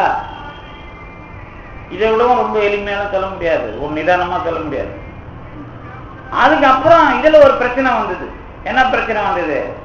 சிலந்தி வலைன்னு ஒண்ணு தெரியுதே, அப்ப கடவுளை தாண்டி இன்னொன்னு அவர்கிட்டே இருந்தா அப்படின்னு ஒரு கேள்வி வந்தப்ப, இல்ல இல்ல அதுக்கெல்லாம் காரண காரியம் பொருள்லாம் தேவையில்லை அப்படின்னு மூணாவது இன்னொரு உதாரணத்துக்கு போனான்.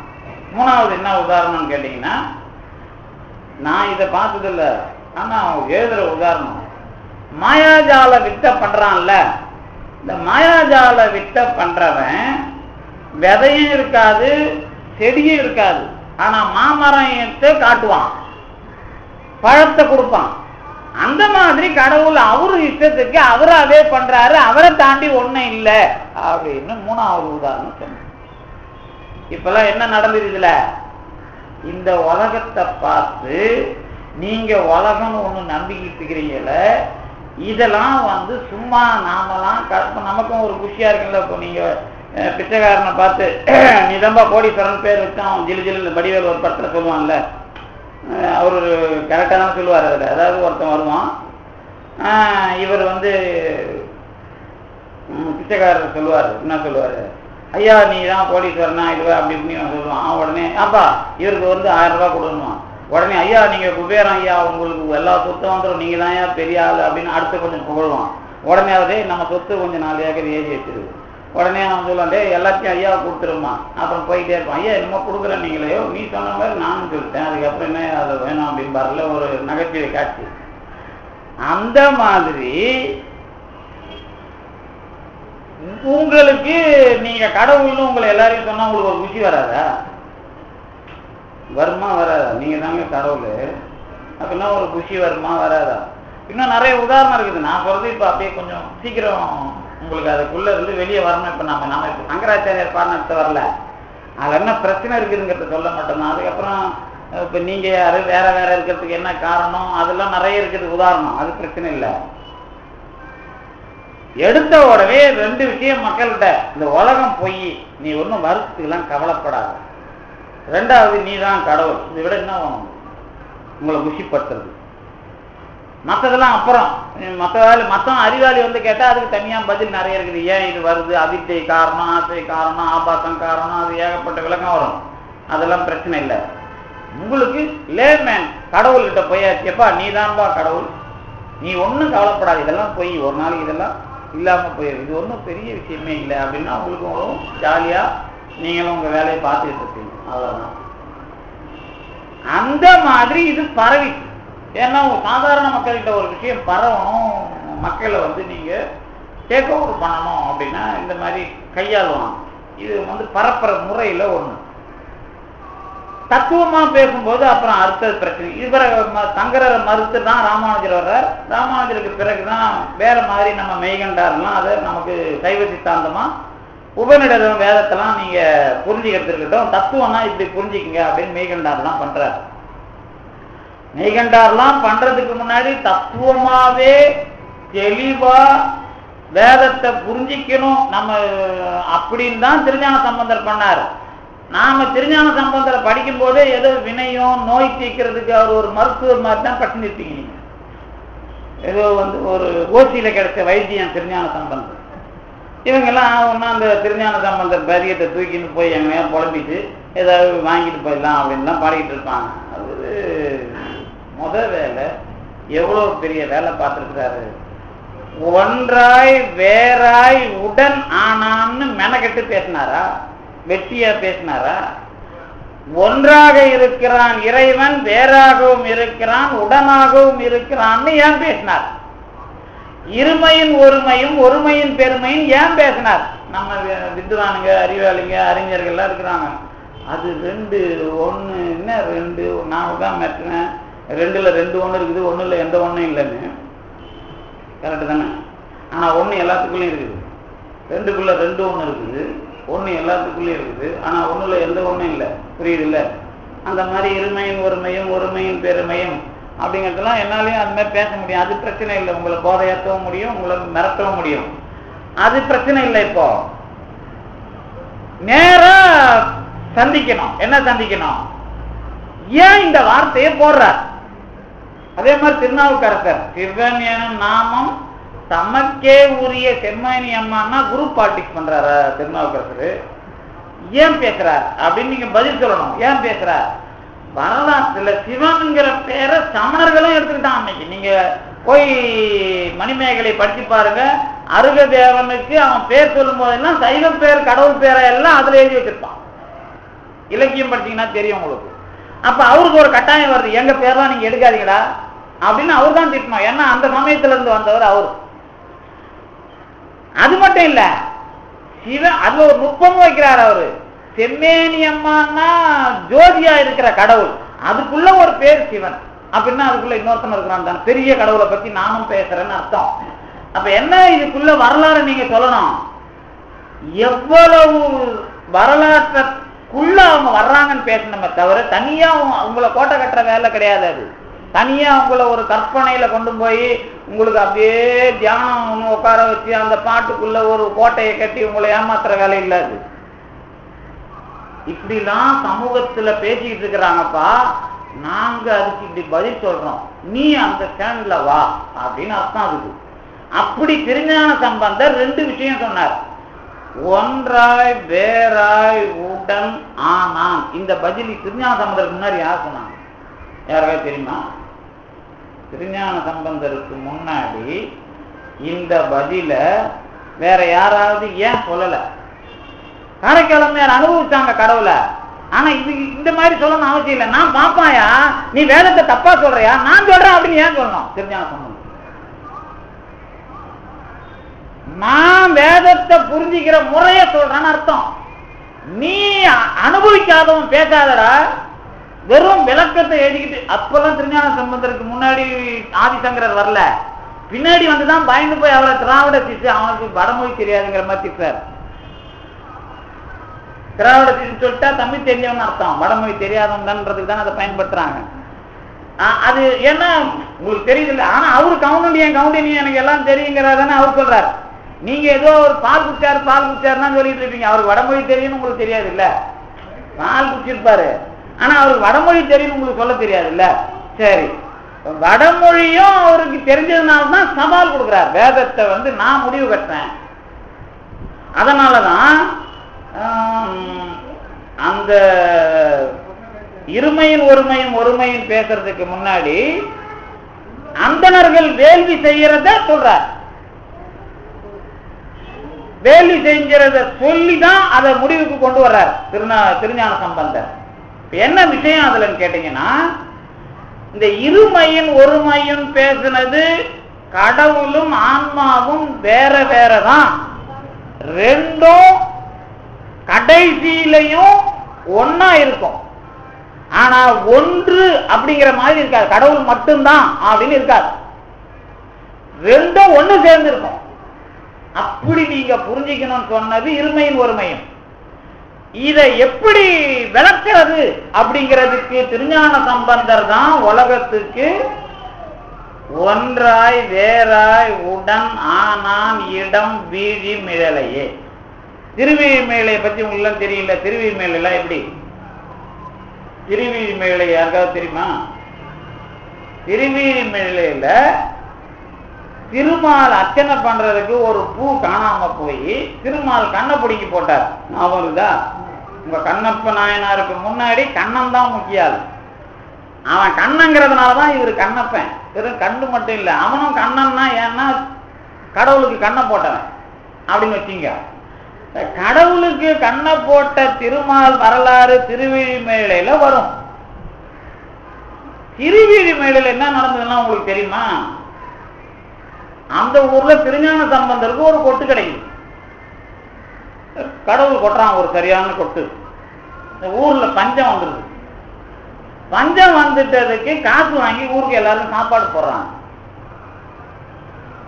திருஞான சம்பந்தருக்கும் காசு கொடுக்குறான் கடவுள் சாப்பாடு போடுறதுக்கு, திருநாவுக்கரசருக்கு கொடுக்குறான். ஆனா திருநாவுக்கரசருக்கு கொடுத்த காசு செல்லுது, திருஞான சம்பந்தருக்கு கொடுத்த காசு செல்லல, கொஞ்சம் மட்டமா இருக்கு. நீங்க திருஞான சம்பந்தர் பெரிய ஆள்னு சொல்றீங்க இல்ல, இங்க யார் பெரியவர்? வில்லங்க அங்கேயே ஆரம்பிச்சிடும். இந்த திருவேலமேடுல இருந்து நேரம் அவங்க எங்க போறாங்க தெரியுமா? அந்த ரெண்டு பேரும் வேதாரண்யம் போறாங்க. இந்த வேதாரண்யம் போய் கதவை திறக்கிறதுக்கு திருநாவுக்கரசர் பாடுறாரு, நிறைய நீட்டி முழக்கிறாரு, அதுக்கப்புறம் தான் திறக்குது. திருஞான சம்பந்தர் சொல்றாரு தப்புன்னு மூடி. இது என்ன எனக்கு உங்களுக்கு ஏதாவது பிரச்சனை தெரியுதா? திருஞான சம்பந்தருக்கு ஒன்றும் பிரச்சனை தெரியல, திருநாவுக்கரசருக்கு தூக்கம் வர்றாங்க ராத்திரி. இன்னும் அந்த ஒரு பாட்டில் மூட்டாரு, நமக்கு இவ்வளோ பாட்டில் திறந்து விட்டாரு, தூக்கம் வரல. அப்படின்னா என்ன அர்த்தம்? அங்க திருஞான சம்பந்தர் கொட்டினாரு, இங்க திருநாவுக்கரசர் கொட்டுறாரு. மாற்றி மாற்றி பெருமான் கொட்டுறதெல்லாம் விட மாட்டான். நீ யாரு எல்லாருக்கும் ஒரு கொட்டு கொட்டின்னு இருப்பான். திருநாவுக்கரசரை இங்க கொட்டி அங்க திருஞான சம்பந்தரை கொட்டினான்ல, இதுல ஒன்றும் பிரச்சனை இல்லை. இதெல்லாம் ஏன் நடந்தது? திருவிழிமேலையும் வேதம் வழிபட்ட இடம், அந்த வேதாரண்யம் வேதம் மூணு இடம் அப்படின்னு வரலாறு. வேதம் மூணுதுன்னா என்னன்னு கேட்டா, ஏன் கதவு திறக்கிறாங்க மூடுறாங்க? வேற சமயத்துக்கு உள்ள இருந்து வந்த திருநாவுக்கரசர் விரிவா அனுபவத்தை பேசணும். வேத மரபுல வந்த திருஞான சம்பந்தர் முடிவு எழுதும். கட்டுரை எல்லாம் திருநாவுக்கரசர் எழுதுவார். வேதத்தினுடைய அனுபவமா நீங்க கடவுள் இப்படி, உலகம் இப்படி, இது இப்படின்னு அவர் சொல்லிடுவார். அது இருமையின் ஒருமையும் ஒருமையின் பெருமையும் நீ முடிவு எழுதுறான்னு அர்த்தம். திருஞான சம்பந்தர் முடிவு எழுதுறார். இங்க 2 பேரும் சேர்ந்து செஞ்சதுதான். வேதம் கடவுளை அடைச்சிருக்குன்னா வேதாரண்ய கோயில அடைக்கிறதுங்கிறது ஒரு வரலாறு இல்ல, ஒரு அடையாளம். வேதத்துல கடவுளை அனுபவிக்க ஆரம்பிக்கப்பட்ட ஆராய்ச்சியை மூடிட்டானுங்கப்பா. கடவுளை அதுல அனுபவிக்க முடியாத மாதிரி பண்ணிட்டானுங்கப்பா. திருஞான சம்பந்தரும் திருநாவுக்கரசரும் தான்பா அதை உடைக்கணும். கடவுளை அனுபவிக்க முடியும், வேதத்துல பேசினதோட அனுபவம் இதுன்னு இவங்க சொல்ல முடியும். இதுதான் வேதாரண்ய வரலாறுல இந்த 2 பேரை வச்சு நீங்க தெரிஞ்சுக்கணும். ஏதோ நீங்க மறுபடியும் என்ன பண்றீங்க, உண்மையை மறுபடியும் எது சொல்லக்கூடாது. இப்ப எப்படி திராவிட சீசனா சங்கரர் பாராட்டினார் எழுதுற மாதிரி வேதத்துக்கு உண்மையை சொன்னாங்க திருநாவுக்கரசரும் திருஞான சம்பந்தரும் சொல்லாம அவங்க என்னமோ கதவை அடிச்சாங்களாம் திறந்தாங்களாம் அப்படியே கதையை காட்டி ஊரை ஏமாத்துறது. அதெல்லாம் ஒரு அடையாளம். எல்லாமே இப்ப நீங்க வீட்டுல செய்யற வேலையெல்லாம் ஒரு அடையாளம். இப்ப நீங்க வாழறதெல்லாம் இப்ப 80 வயசு வரைக்கும் வாழறீங்க, 90 வயசு வரைக்கும் வாழறீங்க. இதுக்கு என்ன பேரு? மூர்த்தி. என்னப்பா மூர்த்தினா என்ன? தட்சிணாமூர்த்தியா அர்த்தநாதீஸ்வர மூர்த்தியா என்ன மூர்த்தியா? வெறும் மூர்த்தி சார் அப்படின்னா என்ன? மொக்கன்னு அர்த்தம். உருவம் கிடையாது இல்ல அதுக்குள்ள. அப்ப தட்சிணாமூர்த்தினா தான் தென்முக கடவுள். அப்ப மூர்த்தினா மொக்கன்னு தானே அர்த்தம். அப்ப வாழ்ந்துறீங்கள, வாழற வாழ்க்கையில என்ன அடையாளம்? நான் சாப்பிட்டேன், வேலை செஞ்சேன், இப்படி பண்ண அப்படி பண்ண, இதெல்லாம் நடைமுறை. நீயா பண்ற? நாத்தம் அடிக்கலன்னா குளிக்க போறது இல்லை. குளிக்கிறது ஏன் குளிக்கிறீங்க? நாத்தம் அடிக்கிறதுனால தானே குளிக்கிறீங்க. இல்லாட்டா குளிக்க மாட்டீங்கல்ல. நான் குளிக்க மாட்டேன்பா நாத்தம் அடிக்கலன்னா. ஏன் நான் குளிக்கணும்? ஆனா நிறைய சித்தர்கிட்ட போனீங்கன்னா நாத்தம் அடிக்காது, குளிக்கவே மாட்டாங்க. அதை பார்த்து கூட நம்ம திருந்த மாட்டோம்.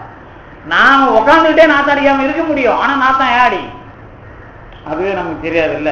பல்லு ஏன் தொலைக்கணும்? இப்போ உங்களுக்கு நடைமுறை, நீங்களாம் நாமெல்லாம் வாழறோம்ல, நாம மிருகங்களை விட உயர்ந்தவங்களா நம்மளை விட மிருகங்கள் உயர்ந்ததா அப்படின்னு கேள்வி கேட்டா என்ன பதில் சொல்லுவீங்க? சரி, நாம மலம் கழிச்சா எப்படி கழிக்கிறோம், மிருகங்கள் மலம் கழிச்சா எப்படி கழிக்கும்? இன்னும் இதெல்லாம் ரொம்ப ஓவரா தெரியல. மிருகங்கள் மலம் கழிச்சா அந்த மலவாயில ஒட்டாது, அது கழுவ வேண்டிய வேலை இல்லை. உங்களுக்கு கழுவுற வேலையா ஒட்டான்? ஒழுங்கா சாப்பிட தெரியும். ஒழுங்கா சாப்பிட்டு ஒழுங்கா வாழ்ந்தீங்கன்னா ஒட்டாம மலம் வந்தாதான் ஆரோக்கியமான உடம்பு. இப்ப மிருகம் அந்த பேர் என்ன, நீங்க நம்ம வீட்டு நீங்க வளர்க்குற பசுமாட்டை பத்தி பேசக்கூடாது. இப்ப காசியில மாடு ரோடு ரோடா தெரியும். அங்க போன உடனே ரோடா சாணி கிடந்தது. நான் நினைச்சேன் காசி புண்ணிய தலம், பேசாம இங்க நம்ம வாத்தியார் வேலையை விட்டு திருநீர் தயாரிக்கிற ஃபேக்டரி ஆரம்பிக்கலாம்னு நினைச்சேன். கட்டில பார்த்தா அந்த சாணி பூரா மண்ணு. அது அங்க இருக்கிற மண்ணை சாப்பிட்டு வேற என்ன அவங்க போட போறாங்க? பேப்பர் கூட போட மாட்டாங்க அவங்க ஊர்ல. அப்புறம் அந்த மண் சட்டியை தானே போட்டுருவாங்க புருவா. அப்புறம் நீங்க அங்க அந்த மாடு என்னத்தை சாப்பிடும்? அது வெறும் அந்த சாணி எடுத்து நான் திருநூறா தயாரிக்க முடியும், சாம்பார்ல தயாரிக்க முடியாது இல்ல. அப்ப என்ன அர்த்தம் அப்படின்னு கேட்டீங்கன்னா, அந்த மாதிரி மாட்டை வச்சுலாம் நீங்க பேசக்கூடாது. குருவி காக்கா இப்படி வச்சுங்களேன், காட்டுல வாழற மிருகம், இதுங்களுக்கு எல்லாம் மலம் ஒட்டாது. அப்ப நீங்க மலம் ஒட்டாம மலம் கழிக்கிறது கத்துக்க முடியுமா? கத்துக்கணும்ல. இந்த கத்துக்கிறதுக்கு பேர் தான் என்ன? அது அடையாளம். நீங்க வாழ்க்கை உயிர்களை பார்த்து உங்களுக்கு அடையாள பிறவிதான் கடவுள். புல்லுல இருந்து மிருகம் வரைக்கும் அடையாளம். நீங்க வாழ்ந்து காட்டணும். சேலஞ்ச் யாருக்கு? உங்களுக்கும் கடவுள். இதுல என்னென்னத்தை நீங்களா கத்துக்கிறீங்க? இதெல்லாம் கத்து கொடுத்துட்டான். மஞ்சக்காமால வராம இருக்கிறதுக்கு கருப்பிலாங்கண்ணியா பிறக்க வச்சான். ஆனா மஞ்சக்காமாலையும் அப்படியே வர வைக்காம இருக்க முடியும், இப்படியும் வர வைக்காம இருக்க முடியும். எப்படி பண்றது அப்படிங்கறத நீங்க கத்துக்கணும். ஆனா உங்களை நல்லா வாழ வச்சுட்டான், உங்களை பிறக்க வச்சுட்டான்.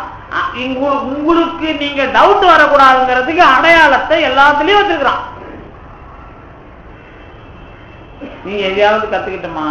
அதை விட வேடிக்கைலாம் நிறைய இருக்குது. மிருகம் கண்ட நேரத்துக்குலாம் சாப்பிடாது, பறவைகள்லாம் கண்ட நேரத்துக்கு சாப்பிடாது, எப்ப பார்த்தாலும் அரைக்காது, அரைச்சிக்கினே இருந்து வயிற்ற கெடுக்காது.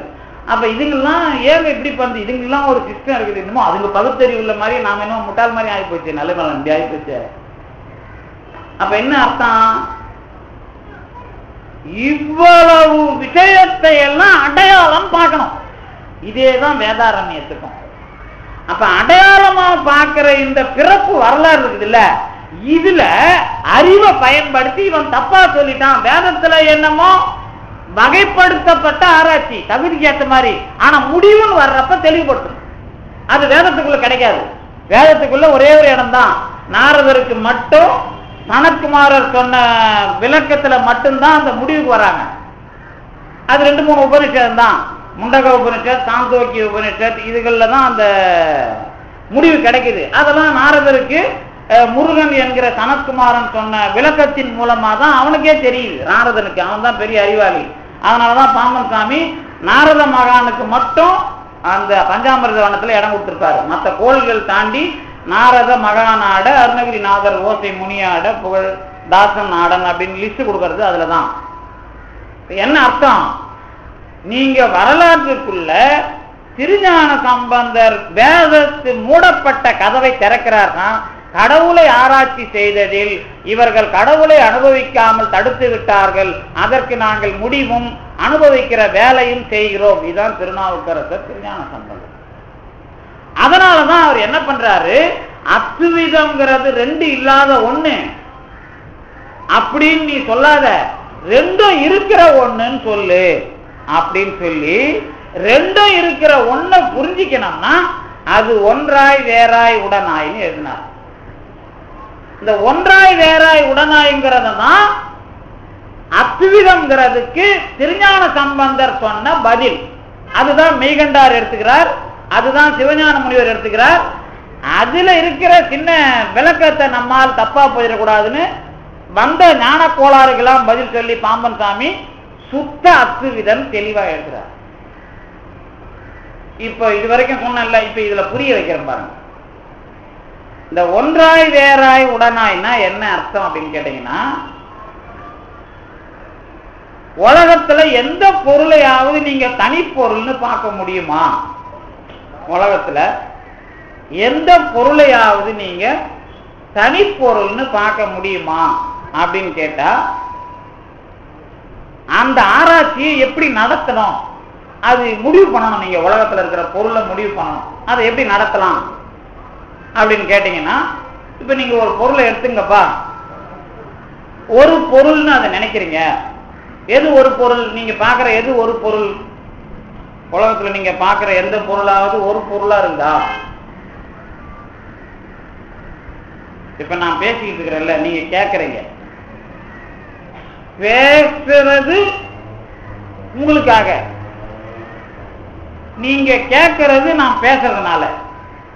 இது 1ஆ 2ஆ? என்ன புரிஞ்சுது? கேட்கறது நல்லா புரியுது, பேசுறதும் புரியுது. நீங்க பேசுறது புரியல அது வேற, நான் பேசுறேங்கிறது புரியுது.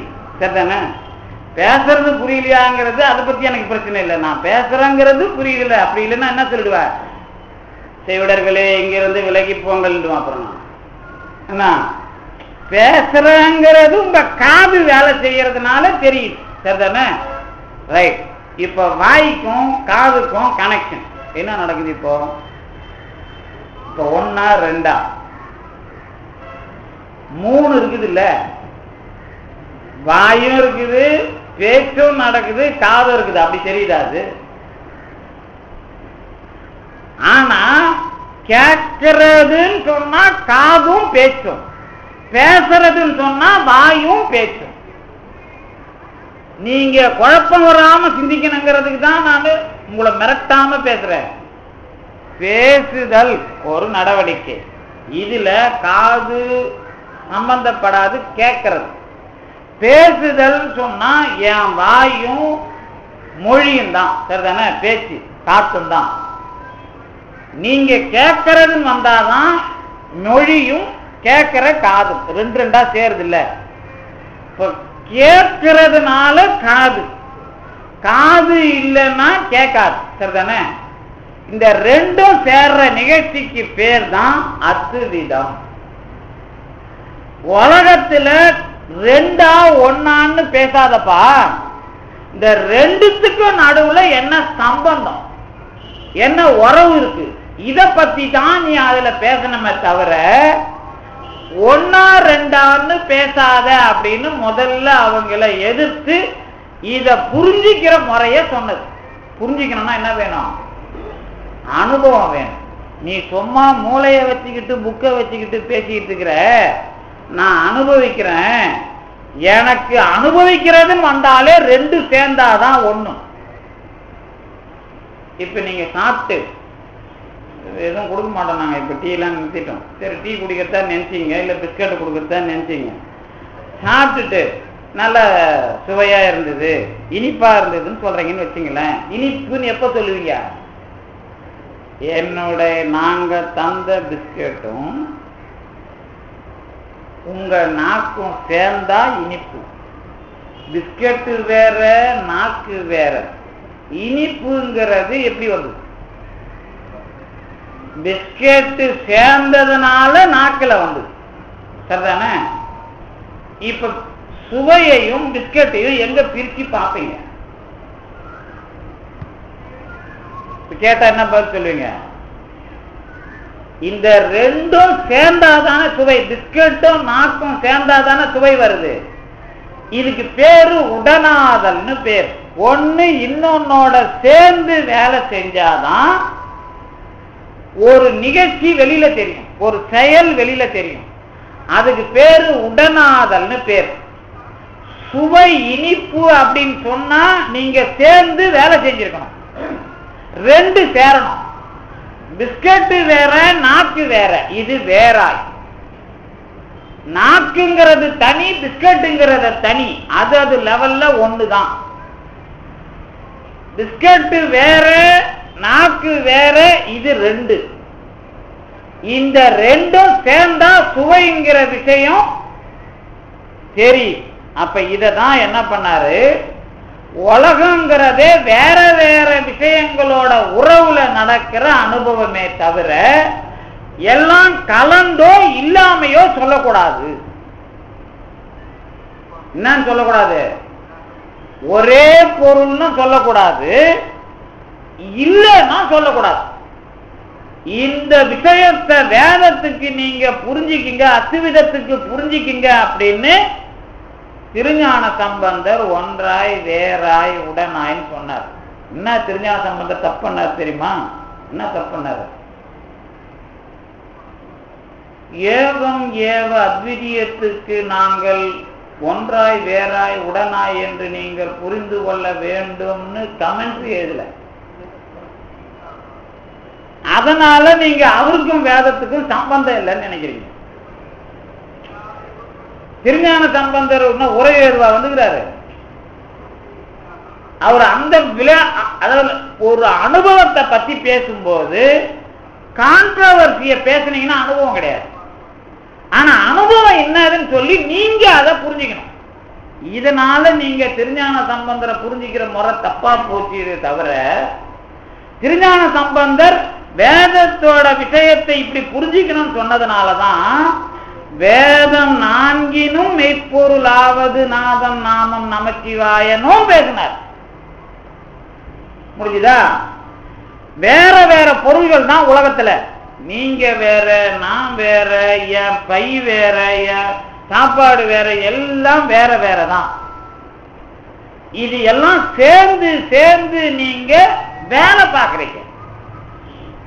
வேறுபட்ட பொருள்கள் சேர்ந்து இயங்குற உறவு முறைக்கு தான் அத்துவிதம் பேரே தவிர அது தனின்னு நீங்க முடிவு பண்ணீங்க. அது தனி. சேர்ந்து வேலை பார்க்கிற முறை தான் அத்துவிதம். இந்த சேர்ந்து வேலை பார்க்கறதுல என்ன நடந்தது? இப்ப நீங்களும் சேர்ந்து வேலை பார்க்கறீங்க, நானும் சேர்ந்து வேலை பார்க்கறேன். சேர்ந்து வேலை பார்க்கறதுல என்ன நடக்குது? சேர்ந்து வேலை பார்க்கறேன்ல சார், சேர்ந்து வேலை பார்க்கறதுல என்ன நடக்குது? ஏதாவது நீங்க எந்த வேலையும் சேர்ந்து பார்க்கலையா? நீங்க நினைச்சுக்கிறீங்க மத்தவனோட சேர்ந்து பார்க்கறது. நீங்க சேர்ந்து வேலை பார்க்கறதுன்னா காலையில சாப்பிட்ட சாப்பாடு மதியானம் உங்களை சுறுசுறுப்பா வச்சிருந்ததா, மதியம் சாப்பிட்ட சாப்பாடு இங்க எழுந்து வந்து உட்கார ஒழுங்கா வச்சுதா அப்படிங்கிறதும் சேர்ந்து செய்யணும் தான். இப்ப நீங்க உக்காந்துட்டு இருக்கிறீங்கல்ல, எத்தனை பேரு நான் உங்க உடம்பு பண்ற தொல்லையை தாண்டி கேட்கறீங்க. சரி, உட்காரணுங்கிற முறைய தாண்டி உங்க இஷ்டத்துக்கு உட்காந்துங்க. இப்ப நீங்க கையை கட்டி உட்கார்ந்து இருக்கிறீங்கன்னா முழுசா புரிஞ்சுதா உங்களுக்குன்னு கேட்பேன் நான். இல்ல சாமி, உட்கார்றது மட்டும்தான் என் வேலை, புரியுதாங்கிறதுல அப்புறம். சரி, அவர் இஷ்டத்துக்கு உட்கார்ந்து கேட்கிறாரு, அவருக்கு புரியுது. ஆனா அவர் உட்கார வேண்டிய முறைப்படி உட்காரல. இதுக்கு என்ன அர்த்தம்? நீங்க சேர்ந்திருக்கிற சேர்க்கை அப்படி, உங்க உடம்போட விவரம் அப்படி, நிலவரம் அப்படி. அப்போ இதான் சேரிடம் அறிந்து சேர். அதுதான் சார்பு உணர்ந்து சார்பு கெட ஒழுகின் மற்றை சார்தரும் சார்தரா நோய் அப்படின்னு திருவள்ளுவர் பேசினார். இந்த சார்பு அப்படின்னு திருவள்ளுவர் பேசினது ரொம்ப தெளிவா இந்த அத்விதம்னா என்னன்னு புரிஞ்சிக்கணும் அப்படிங்கிறது தான் அவர் ஸ்டைல்ல பேசினார். ஆனா திருஞான சம்பந்தர் திருவள்ளுவர் கடவுளை நிரூபிக்கிறது அவர் வேலை இல்லை. நீ வேலை செய்யி, உன் பிறப்புல எதோட சேர்ந்து வேலை செய்யறேன்னு பாரு, உனக்கு உண்மை தெரிஞ்சா மருளானா மானா பிறப்பு. இது வரைக்கும் மயக்கத்துல இருந்தேன், இப்ப அதுல இருந்து வெளியே வந்துட்டேன்னு தெரியும். அப்ப நான் உனக்கு புரிய வைக்கணுங்கிறது என் வேலை இல்லை. கடவுளை பத்தின ஆராய்ச்சி நான் பண்ண போறது இல்லை. உன் வாழ்க்கையில அளவா எப்படி வாழணும், அதுல பிரச்சனை இல்லாம வாழணும். சரி, இந்த உலகத்துல நீ மட்டும் வாழறது இல்லப்பா, இந்த உலகத்துல அரசாங்கம் நல்லபடியா இருக்கணும், அப்புறம் அரசன் அமைச்சர் இவங்க, அப்புறம் ஆறாம் இதெல்லாம் இப்படி நடக்கணும் சொல்லி பாக்குறாரு. நீ ஆனா எதிர்பார்க்காத, அவன் நாட்டுல எல்லாம் நல்லவனாலாம் இருக்க மாட்டான். அப்ப நான் என்ன பண்றது சாமின்னு கேட்டான். ஒண்ணும் பண்ணாத, உன் ஆசையை அவா அறுத்தல், நீ மனத்துக்கண் மாத்திலனா அதெல்லாம் இரு, உன் லெவல்ல நீ மாத்திக்க அப்படின்னு தானே சொல்றாரு. அதுக்கு என்ன அர்த்தம்? எல்லாத்தையும் பேசிட்டு உன் லெவல்ல நீ திருந்தணும்னு ஏன் சொல்றாருன்னா, உன் சார்பு என்னன்னு நீ தெரிஞ்சிக்கோ. எல்லாத்தையும் எதிர்க்கிறது அது வேற, எல்லாம் தப்புன்னு சொல்றது அது வேற. இப்ப இளைஞர்கள்லாம் போய் எல்லாரும் ஓட்டு போட்டான். முத ஓட்டு போடுறான் கூட நான் யாருக்கும் ஓட்டு போடலன்னு ஓட்டு போடுறான். இப்போ ஓட்டு போட்டானா ஓட்டு போடலையா? என்ன சார், நான் யாருக்கும் போடலன்னு ஓட்டு போடுறான், ஓட்டு போட்டானா இல்லையா? என்ன பக்து, ஓட்டு போட்டானே, ஓட்டு போட்டானா இல்லையா? போட்டான், ஆனா போடல. இன்னாருக்குன்னு போடல, ஆனா ஓட்டை போட்டான்.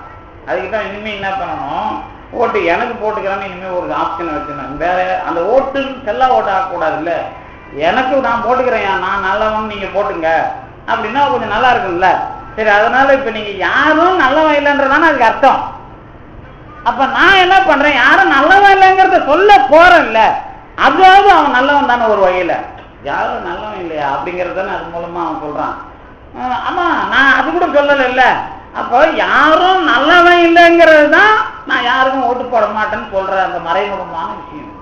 அப்ப என்ன அர்த்தம் அப்படின்னு கேட்டீங்கன்னா, நான் எந்த அளவுக்கு அதுக்குள்ள ரியலைஸ் பண்றேன் அப்படிங்கிறத திருவள்ளுவர் கொண்டு நிறுத்தினார் இல்ல.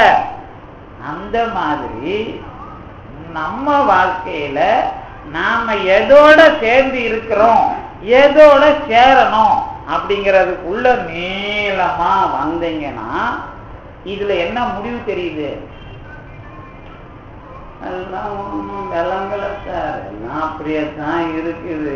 நான் நேற்று கூட கேட்டேன், ரொம்ப அதிகமா கேட்டேன் எல்லாரையும், இந்த ஓசி சாப்பாடு வாங்கி சாப்பிட்றீங்க இல்லையா? ஓசி சாப்பாடுனா நண்பர்கள்ட்ட இல்லை, பிரதோஷம் அன்னதானம் அப்படிங்கிற பேர்ல போய் லைன் கட்டி வாங்கி சாப்பிட்றீங்களே, அதை பிரசாதம் வாங்கி சாப்பிட்றீங்களா, எரியா வாங்கி சாப்பிட்றீங்க, அதில் வேற கால் கெடுக்கிற உங்களுக்குலாம் ஒரு கோபம் வர வேணாமா, நாங்கள் போய் வேற இடத்துல சாப்பிடக்கூடாதுன்னு கோபம் வரலையே அப்படின்னு நான் கேட்டேன். என்ன சார், சாமி கோயிலில் பிரசாதம் தானே, அதை போய் வாங்கி சாப்பிடணும்னா பிரசாதம்னா என்னான்னு கேட்டேன் நான். அதான் கோயிலில் கொடுத்தா பிரசாதம். சரி, சில பேர் சரி பரவாயில்ல, போய் பாம்பன் சாமிக்கு படைச்சிட்டு இல்லை மருந்து சிலர் படைச்சிட்டு கொண்டாந்து கொடுத்தா பிரசாதமா, இல்லை எடுத்தாந்து கொடுத்துட்டு அப்படியே ரோட்ல நின்று கொடுத்தா பிரசாதமா? என்ன சொல்லுவீங்க நீங்க? ஒன்றும் சொல்றதுக்கு இல்லை சார், அது வெளியில இருந்து நிறைய பேர் கொண்டாந்து கொடுக்குறாங்க, உள்ள இருந்து கொண்டாந்து கொடுக்குறாங்க, வாங்கி சாப்பிடலாமா வேணாமா சார்? இல்லை சார், கோயிலில் கொடுக்குறாங்க, நல்லா வாங்கி தான் சார் சாப்பிடணும். எப்படி சார் வாங்கி சாப்பிட்றது? பாம்பன் சாமி கிட்ட வந்துட்டார், நாம அவரை நினைச்சு வாங்கி சாப்பிடலாம் சார் அப்படின்னு ஒரு நான் மற்ற ஆராய்ச்சிக்கெல்லாம் போகல, இன்னைக்கு அந்த ஆராய்ச்சி அங்கேயே நின்று போட்டோம். முடிவு வரணும்ல, நேரம் ஆயிடுச்சு இல்லை. அதனால பாம்பன் சாமி பேரை வச்சு தானே வாங்கி சாப்பிடுவீங்க இல்லையா? யார் கொடுத்தாலும் வாங்கி சாப்பிடுவீங்களா? எங்க வச்சு கொடுத்தாலும் வாங்கி சாப்பிடுவீங்களா? கோயிலே வச்சு கொடுத்தாலும் கொண்டாந்து கொடுக்குறோம். இந்த நம்ம எதிர் கொண்டாந்து கொடுக்குறாரு, அவர் நல்ல பிறப்பா கெட்ட பிறப்பா நம்மளுக்கு எப்படி தெரியும்? அவர் நல்லவரா கெட்டவரான்னு தெரியுமா அவனுக்கு? தெரியாது. சரி, எப்படி கஷ்டப்பட்டு கொண்டாந்து கொடுக்குறாரா, இல்லை திருடி கொண்டாந்து கொடுக்குறாரா, இல்லை வீட்டில் கொண்டாடி தீட்டி அம்மா தீட்டி கொண்டாந்து கொடுக்குறாரா, எப்படி கொண்டாந்து கொடுக்குறாரு, யார் சாபம் அதில் இருக்குது, நன்மையாக இருக்குதா, நல்லபடியாக செஞ்சு கொண்டாந்து கொடுத்தாங்களா, இதெல்லாம் எப்படி உங்களுக்கு தெரியும்? எப்படி வாங்கி சாப்பிட்றீங்க? இல்லை சார், சாமிக்கிட்ட கொண்டாந்து படைச்சா அது மாறி போகுது அப்படின்னு சொல்லிட்டு தானே வாங்கி சாப்பிடுவீங்க. அங்கே என்ன பிரச்சனைன்னு கேட்டால், இந்த வாங்கி சாப்பிட்றதுக்கு மட்டும் சாமி பேரை பயன்படுத்தலையே, சாமி இருக்கிறாருன்னு தெரிஞ்சு வாங்கினியாடா, இல்லை வாங்கி சாப்பிட்றதுக்குன்னு சாமி பேரை பயன்படுத்தினியான்னு கேட்கணும். பிச்சை எடுக்கிறதுக்கு போய் சாமி பேரை பயன்படுத்துறிய, சாமி இருக்கிறாருன்னு நீ ஏதாவது வேலை பார்த்தினா தானே சாமி அதுல இருக்கிறாரு உண்மை. அப்ப அந்த சாப்பாட்டுல மட்டும் இருக்கிறாரு, மற்ற இடத்துல இல்லைன்னு உன் வேலையை பாக்குற அப்படின்னு கேட்கணும். அப்படி வேலை பார்த்திருந்தேன்னா சாமி சாப்பாட்டுக்கு வருவாரா வரமாட்டாரா, என்கிட்ட இருக்கிறாருன்னா நீ அதை வாங்கி சாப்பிட்ற லெவலுக்கு வரமாட்டிய. முடிஞ்சதா? நான் கேட்டேன், அந்த நேரம் முடிவு கொண்டு வந்துட்டேன். நிறைய பிரச்சனைக்குள்ள வரலாம் இருக்குது, முடிவு கொண்டு வரணும். இப்ப நான் கடைசியா இதான், நீ 1000 கேள்வி 1000 வாங்கி சாப்பிடு, அதை போய் இதை போய் வேணான்னு சொல்லல. நான் வளரணும், இதுதான் எனக்கு வாழ்க்கையில அத்துவிதம் சொன்னேன்ல, அந்த அத்துவிதத்தை சுத்தத்துக்கு பதில் சொல்றேன். நான் ஈஸியாதான் சொல்லணும்னு வந்தேன், ஆனா அனுபவிக்க வைக்கணுங்கிறதுனால அதுக்குள்ள என்னால வெறும் நானும் சங்கராச்சாரியார் மாதிரி சொல்லுக்கு பொருள் சொல்லக்கூடாது. வாழ்க்கையில அதை நம்ம திருஞான சம்பந்தர் ஸ்டைல அதை முடிவு கொண்டு வரணும். சுத்த அத்துவிதமா என்னன்னு சொல்லணும். அத்துவிதம் 2 இல்லைன்னு சொல்லாதப்பா, 2 சேர்ந்த 1. அதை சுத்தம் எப்படி புரிஞ்சுக்கிறது அப்படிங்கிற மெத்தடாலஜியை மட்டும் நீங்க சொல்லிட்டா, அடுத்த வாரம் அந்த வரிக்கு வரையும் இன்னும் சொல்லுவேன். ஏன்னா இந்த சித்திரை பௌர்ணமி வரைக்கும் எங்களுக்கு இதான் வேலை, பாம்பன் சாமி உபதேசம் தான். அப்புறம் என்னன்னு கேட்டீங்கன்னா, இப்போ ஒன்றாய் வேற உடனாய்ங்கிறது அத்துவிதம் 2 பொருளுங்க. நாமெல்லாம் நிக்கிற நிலவரமே இதான். கடவுளா இருந்தாலும் சரி, நாமளா இருந்தாலும் சரி, எல்லாரும் நிக்கிற நிலவரம். அதை புரிஞ்சுக்கிறதுக்கு நான் கடைசியா சொன்ன உதாரணம் இது. நீங்க ஊர்ல வாங்கி சாப்பிடுங்க, வீட்டுல திட்டினா வாங்கி சாப்பிடுங்க, அல்லது ஏமாத்தினா வாங்கி சாப்பிடுங்க, அல்லது எப்படியாவது வாங்கி சாப்பிடுங்க, குழப்பு நடத்துங்க, அல்லது சாமி பேரை சொல்லிட்டு கோயிலுக்கு வந்து சாமியை விட்டு வெளியில சாமி இல்லைன்னு எவ்வளோ பொய் இருக்குதோ அவ்வளோ பொய்யை சொல்லி ஊரை ஏமாற்றி வாங்கி சாப்பிடுங்க, அல்லது ஊர்ல என்ன கோயில் வேணாலும் செஞ்சு சாப்பிடுங்க. அதை பத்தி எனக்கு கவலை இல்லை. நேராக சாமிகிட்ட சாமி பிரசாதத்துக்கு வந்துட்டேன் நான். ஏன்னா உங்க வாழ்க்கையில நான் தலையிட விரும்பல. இப்ப சாமி பிரசாதத்துல நான் தலையிடணும். சாமி பிரசாதம் இப்போ ஒன்று தாங்க நடக்குன்னு வச்சுங்களேன். சரிங்க சார், இப்போ கோயிலில் வந்து சாமி பிரசாதம் ஒரு 8 மணிக்கு நாங்கள்லாம் பூஜை பண்ணிட்டு வீட்டிலேருந்து கொண்டாந்து அங்கேயே வச்சு உட்காந்து சாமி எதிர்வே சாப்பிட்டுட்டு நாங்கள்லாம் அடியார்கள் பாராயணம் பண்ணிட்டோம் அப்படின்னு உட்காந்து சாப்பிட்டு போகலாமா?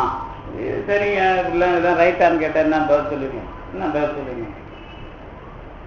சொல்லியிருக்கேன்? ஆளை கொடுங்க சாமி, நீங்கள் தான் ரொம்ப அழகிறீங்கன்னா எங்களுக்கு தெரியா வந்து இருக்கிறீங்களா? இது என்ன இப்ப சாமி இதுல கொண்டாந்து கொடுத்துட்டு இதுல வேற பிரசாதம்னு வந்துட்ட பிறகு அதுக்கு பேர் என்ன தெரியுமா? நான் ஸ்பெஷலா வாங்கி சாப்பிட்றதுன்னு நம்ம மைண்ட்ல ஏற்றிடுறோம். அதனாலதான் சாமி கிட்ட வச்சு எட்டாந்து இவர் சாப்பிட்றாரு, மற்ற எட்டாந்தா அது சாமி கிட்ட வைக்கலன்னா சாமி பார்த்து இவர் கையில தொட்டு கும்பிடுறாரு. அப்ப சாமி இருக்கிறாரு தானே வாங்கி கும்பிடுறாரு. அப்ப அங்க சாமியை எப்படி வச்சிருக்கணும் நீ? நான் அதுக்கு தான் நேற்று சொன்னேன். இந்த மாதிரி ஆளுங்கள்லாம் பார்த்து தான் சாமிக்கு முக்காடு போட்டு விட்டாங்க. அவர் ஓரமா எங்கேயாவது உட்காந்துருவாரு. முக்காடு போட்டு உட்கார வச்சுட்டாலே அதானே. வள்ளலாருக்கு போட்டது அவர் வேற. அவர் வந்து இதெல்லாம் கை வீசல, இவரெல்லாம் கை வீசிருக்காரு. நம்ம சாமி கை வீசுறாருன்னா அவர் முக்காடு போட மாட்டாருன்னு வச்சுங்களேன். கை வீசுறாருன்னா ஓங்கி அடிக்கிறது. திருஞான சம்பந்தர் முக்காடு போட்டுருக்காரா? இல்லை. ஏன் முக்காடு போடல? ஓங்கி அடிச்சார்ல எல்லாரையும். ஓங்கி அடிக்கிறவங்க முக்காடு போட மாட்டாங்க. இப்போ என்ன விஷயம்னு கேட்டிங்கனாக்கா, இப்போ நீங்கள் சாமி அங்கே வச்சு கொடுக்குறாரு வாங்குறீங்க அப்படின்னு ஒரு விஷயம் வந்துட்டா சாமி இருக்கிறாருன்னு ஆயிடுச்சு. நீங்கள் மற்றவனை பற்றியே பிரச்சனை இல்லை, சாமி இருக்கிறாருன்னு ஆயிட்டா நீங்கள் எப்படி நடக்கணும்னு வந்துடுது இல்லை. வெறும் சாப்பாட்டுக்கு மட்டும் அதை சொன்னீங்களா, உண்மையிலேயே அதை பிராக்டிஸ் கொண்டு வந்தீங்களா? இந்த இடைவெளி தான் சுத்தாத்து. இருக்கிறாரு அப்படிங்கிறது வாங்கி தூண்டுறதுக்கு தான் அது நாம பேசுறது. அவர்கிட்ட பிரசாதம் மட்டும் இல்லை சார், இந்த நிறைய கேட்டு வாங்கி போறோம்ல, அதுக்கும் அதானே அர்த்தம். வாங்கி தூண்டுறதுன்னா என்ன அர்த்தம்? வாங்கி தூண்ட பார்த்தீங்களான்னா என்ன அர்த்தம்? சாமி கிட்ட கேட்டு வாங்கி சாப்பிட்றோம். நான் மற்றவனோட பெரிய ஆள் தான், அதுல ஒன்றும் பிரச்சனை இல்லை. ஆனாலும் வாங்கி தூண்டவங்க தான் நாம. அதுல என்ன அர்த்தம் அப்படின்னு கேட்டீங்கன்னா, நாம இந்த வாங்கி தின்றது அப்படிங்கிற விஷயத்துல ஏதோ நமக்கு வருது, நான் என்ன சொல்றது, நேற்று நான் சொன்னேன், நான் இதுக்குள்ள ஏதாவது ஒரு வகையில இது சரி அப்படிங்கிற மாதிரி ஏற்றுக்கிட்டு வாழறது அப்படிங்கிற ஒரு இடத்துக்கு வரணும். அதுதான் கலப்போட உண்மை. இது எங்களை வச்சே நான் சொல்றேன். இப்போ நான் வாத்தியாரா இருக்கேன்னு வச்சுங்களேன், தமிழ் வாத்தியார், நான் பாடம் நடத்துறேன். இப்போ சம்பளம் வந்து 60,000 வரும். இப்போ எனக்கு கூட இருக்கிற வாத்தியார்களுக்கு 1 லட்சம் வரும். இப்படிலாம் வச்சுங்களேன். காலையில் 8:30 மணிக்கு காலேஜ், அப்புறம் ஒரு 2 மணிக்கு முடிஞ்சிடும். சரி, நான் 2 விதமாக இதை சொல்லுவேன். காலேஜ் வாத்தியார்களுக்கு சாப்பிட்றதுக்கு நேரம் இல்லாமல் வேலை வாங்குறாங்க அப்படின்னு எங்கள் சப்போர்ட்டாகவும் பேசுவேன். இன்னொரு பக்கம் இந்த பையனுக்கு பாடம் எடுக்கிறது ஒரு 4 பாடம் வச்சுருக்கோம். இது கடைசியாக அவனுக்கு சொல்லிக் கொடுத்தா அவன் கேட்க மாட்டான். நிலவரம் அவன் சொல்லிக் கொடுத்த கேட்குற அளவுக்கு இல்லை. கடைசி சொல்லிக் கொடுக்கவும் முடியாதுங்கிற நிலவரத்துக்கு வந்தாச்சு. கடைசி காலத்தில் ஒரு 20 பக்கம் நோட்ஸ் கொடுத்தா போதும். அதுக்கு மேலே கொடுத்தீங்கன்னா படிக்க மாட்டான். இப்போ நாங்கள் போயிட்டு அவன் பேசாமல் வெளியில் பிரின்சிபால் வரும்போது அவன் சத்தம் போடாமல் இருக்க வச்சுட்டா போதும். அவன் கடைசி காலத்தில் நோட்ஸ் கொடுத்தா போதும். இதுக்கு ஒரு 1 லட்ச ரூபாய் சம்பளம் வாங்கியிருந்தா இது தூக்கு பொருள் தாவலாமா அப்படின்னு தோணணுமா இல்லையா? இல்லையா? வாத்தியார் வேலையை நமக்கு அவமானமாக இருக்குது, இப்படிலாம் அயோக்கியத்தனமாக நம்ம சாப்பிட்றோம் அப்படின்னு வரணும். இல்லைங்க, அதுக்கப்புறம் வந்து என்னன்னு வரணும், இல்லை இதை எப்படி மாத்துறதுன்னு நினைக்கணும். அல்லது இப்படி இவ்வளோ விஷயம் இருக்குது, இதுக்குள்ள நாம எப்படி இருக்கிறோம் அப்படின்னு குறைஞ்சபட்சம் அதுக்குள்ள விசாரணை பண்றாங்கல்ல. இந்த விசாரணைக்கு பேர் தான் நான் இருக்கிற உறவுல நான் மயங்கி இருக்கிறேன்னா தெளிவாகிறேனாங்கிறது. நான் ஒருக்குள்ள இருக்கிறேன் சார். இப்ப நீங்க குற்றம் நடத்துறீங்க, அதுக்குள்ள எப்படி தெளிவாகிறீங்க? அல்லது பாடம் படிக்கிறீங்க, அதுக்குள்ள எப்படி தெளிவாகிறீங்க? சாப்பிட்றீங்க, அதுக்குள்ள சாப்பிட்டா தெளிவாக ஆகணும்ல. இப்ப கண்டதெல்லாம் சாப்பிட்டு நல்லா இருக்க முடியுமா? ஒரு 40 வயசு 50 வயசுக்கு பிறகு கண்டதெல்லாம் சாப்பிட்டா உடம்பு ஒத்துக்கல இல்ல. சரி, உடம்பு ஒத்துக்கலையே, இதெல்லாம் ஒழுங்கா சாப்பிடணும். எதுக்கு ஒழுங்கா சாப்பிடணும்? எதுக்கு சார் ஒழுங்கா சாப்பிட்டு உயிர் வாழணும்? தான் வேலையெல்லாம் முடிஞ்சு போயிடுச்சு. அப்புறம் எதுக்கு உயிர் தெளிவா ஒழுங்கா உடம்பு வச்சுக்கிட்டு 80 வயசு 70 வயசு எதுக்கு அந்த இதை வந்து மெனக்கெட்டு வாழ வைக்கணும்? சொல்லுங்க பாப்போம். ஏதோ சார் வாழற வரைக்கும் ஏதாவது பிரச்சனை இல்லாம வாழணும். ஏன் பொட்டுன்னு தான் போகலாம், நாங்களாம் வாங்கினோம். எதுக்கியா உயிர் வாழற அப்படின்னு கேட்டா என்ன சொல்லு? அப்புறம் சாப்பிடணுங்கிறத நான் கத்துக்கணும் வாழணும்னு ஒண்ணு தோணுது இல்ல. அப்புறம் கத்துக்கணும் வாழணும் ஏன் அதுக்குள்ள ட்ரை பண்ற அப்படின்னு நம்ம கேட்கறோம்ல. அப்ப அது பிரச்சனை பண்றதுனால தானே அதை கேட்கறோம். எது பிரச்சனை பண்ணுது? எது பிரச்சனை பண்ணுது? உடம்பு பிரச்சனை பண்ணுது. உடம்பு பிரச்சனை பண்றதுனாலதான் மெயின்டைன் பண்றதை நாம கத்துக்கிறோம். இது ஒண்ணுதானே நடக்குது. இந்த உடம்பு பிரச்சனைய வச்சு உங்களுக்கு கடவுள் உங்களுக்கே கற்றுக் கொடுக்க ஆரம்பிச்சிட்டாங்க. இப்ப நீங்க இருக்கிறீங்கன்னு வச்சீங்களேன், உடம்புல நோய் வந்தாதான் என்ன தெரியும்? உடம்புல நோய் வந்தாதான் என்ன தெரியும்? நீங்க ஒரு ஆள் இருக்கிறீங்கன்னு தெரியும். அல்லது உடம்புல ஒரு உறுப்பு இருக்குதுன்னு தெரியும். உங்களுக்கு உடம்புல எத்தனை உறுப்பு இருக்குதுன்னு தெரியும். உங்களுக்கு ஏதாவது ஒரு நோய் வந்த பிறகுதான், இல்லை சார் அப்பண்டிக்ஸ்னு ஒன்று இருக்குது, அது உள்ள சின்னதாக வால் மாதிரி இருக்கும். அப்புறம் நான் சாப்பாடு செரிக்கல்னா தான் ஈரல்னு ஒன்று இருக்குது, அது கல்லீரல் வேற மண்ணீரல் வேற அப்புறம் நுரையீரல் வேற. இப்படிலாம் படிச்சு மூச்சு வாங்கிட்டு இப்படிலாம் ஒன்று ஒன்று சொல்லி கொடுத்துட்றாங்க. இல்லை, ஏன் சொல்லி கொடுக்குறாங்க? அங்கங்க ட்ரபுள் ஷூட் ஆகிறதுனால சொல்லி கொடுக்குறாங்க. அப்ப ப்ராப்ளம் வர்றதுனால இப்ப நீங்க ஏன் ஒண்ணுமே என்ன சார் இது ஏதோ வாரம் ஏதோ போறோம் என்னதான் சொல்ல வரீங்க? என்ன சொல்ல வரீங்க? உங்களுக்கு சாப்பிட வச்சதுல இருந்து நீங்க ஒத்து போறீங்களா அப்படிங்கிறத கண்டுபிடிக்கிறது தான் அத்துவிதம். நீங்க செஞ்சதை சரியா செஞ்சீங்களா, பிரச்சனை இல்லாம போச்சா அப்படிங்கிறது தான் சேர்ந்து வாழறதுல என்னத்தை கத்துக்கினீங்க? இவ்வளவு கேள்வியாதான். உடம்போட சேர்ந்து வாழ்ந்ததுல உடம்பு காப்பாற்றணும்னு ஆசை இருக்குதா இல்லையா? இருக்குது இல்லை, ஆனா காப்பாற்ற முடியல இல்ல. அப்ப வேற வேற ஒன்னா இருக்கிறோம், ஒன்னா இருக்கணும்னு ஆசைப்படுறோம், முடியலையே, என்ன பண்றது? என்ன பண்ண முடியல சார், என்ன பண்றது? கட்சியில என்ன பண்றதுன்னு எங்களை கேட்டா எல்லாரும் தான் போய் சேர்றோம். இயற்கையா ஏத்துக்கணுமா? அதெல்லாம் ஏத்துக்கலாம் கூடாது. நீங்க சொல்றத அது கேட்கல. நீங்க ஆசை பண்ணோம் கொஞ்ச நாளைக்கு நாம இந்த உடம்புலயே இருக்கலாம்னு நீங்க சொல்றதுக்கு அதால முடியல. அது சொல்ற மாதிரிலாம் கேட்டு அதை உங்களால வாழ வைக்கணும். பிரச்சனையே அது கண்ட்ரோல்லயே இருக்கு. அது சொல்ற மாதிரி நீங்க ஏத்து உள்ள தள்ளுறீங்கல்ல, அதுக்கப்புறம் அதுக்கு பிரச்சனை ஆகும். அது சொல்றதெல்லாம் கண்ட்ரோல் பண்ணாம உள்ள வச்சுக்கிறாங்கல்ல. நீங்க ஒரு ஆள் உள்ள இருக்கிறீங்கல்ல, ஏன் சார் இது இந்த வயசுக்கு பிறகு நீங்க வந்து ரொம்ப புளிப்பு சாப்பிடாதீங்க சார், ரொம்ப இனிப்பு சாப்பிடாதீங்க சார்னு சொல்றாங்கன்னு வச்சுங்களேன். இந்த புளிய ஊத்தாம குழம்பு ஊத்தினா ஒன்றும் சுவையே இருக்க மாட்டேங்குது சார். அது சாப்பிட்றதுனாலே அது புளி தமிழ்நாட்டில் தான் இது ரொம்ப அதிகம். வடநாட்டிலலாம் புளி பயன்படுத்த மாட்டான், தக்காளி தான் அதிகம். புளி அவன் சும்மா தான் கிடக்கும். இங்க இருந்தா நம்ம போய் தான் கற்றுக் கொடுக்குறான். இந்த புளி ஒன்றை வச்சு இவன் சுவையில உடம்ப கெடுத்து இந்த சுவையிலிருந்து வெளியே வர்றதுக்கே இவனால கத்துக்க முடியல அப்படின்னு சொன்னா,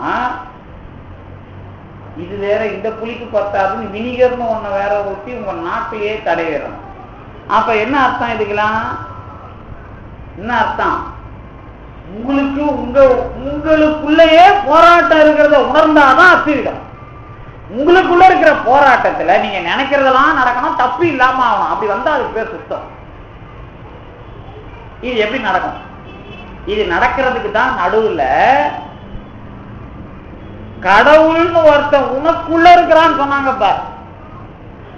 அவனுக்குள்ள நீ சேர்ந்துட்டீன்னா எல்லாமே சுத்தமாயிடும் அப்படின்னு சொன்னதை என்ன பண்ணிட்டான், நீயே கடவுள், நீயா இருக்கிற உடம்புல சேர்ந்து நீ கடவுளுக்குள்ள ஆயிட்டா, நீ கடவுளாகி இந்த உடம்ப சுத்தமா வச்சிருப்ப. இந்த விளக்கத்தை அந்த மகா வாக்கியத்துக்கு சொல்ல முடியாம இது கடவுள் மட்டும்தான் உண்மைன்னு அவன் மூளையை வச்சு சொன்னதுனால எழுதிட்டான். மூளைக்கு தான் எப்பவுமே சொரணை கிடையாதுன்னு தெரியல உங்களுக்கு. மூளைக்கு தான் நம்ம உடம்புல இருக்கிற உடம்புலயே தொட்டா சொரணை இல்லாத உறுப்பு அது. ஆனா மூலமா தான் எல்லாத்துக்கும் சொரணை வரும். மூளையை தொட்டீங்கன்னா அதுக்கு என்ன கிடையாது, தொடு உணர்ச்சி கிடையாது. அதுதான் சொரணை இல்லைன்னு நான் சொல்றது. நீங்க படிச்சுக்கிட்டே ஒரு விஷயத்தை முடிவு பண்றீங்கன்னு சொன்னா, அனுபவத்துல ஒத்து வரலன்னு சொன்னா அது முடிவு தப்பாதான் போகும்.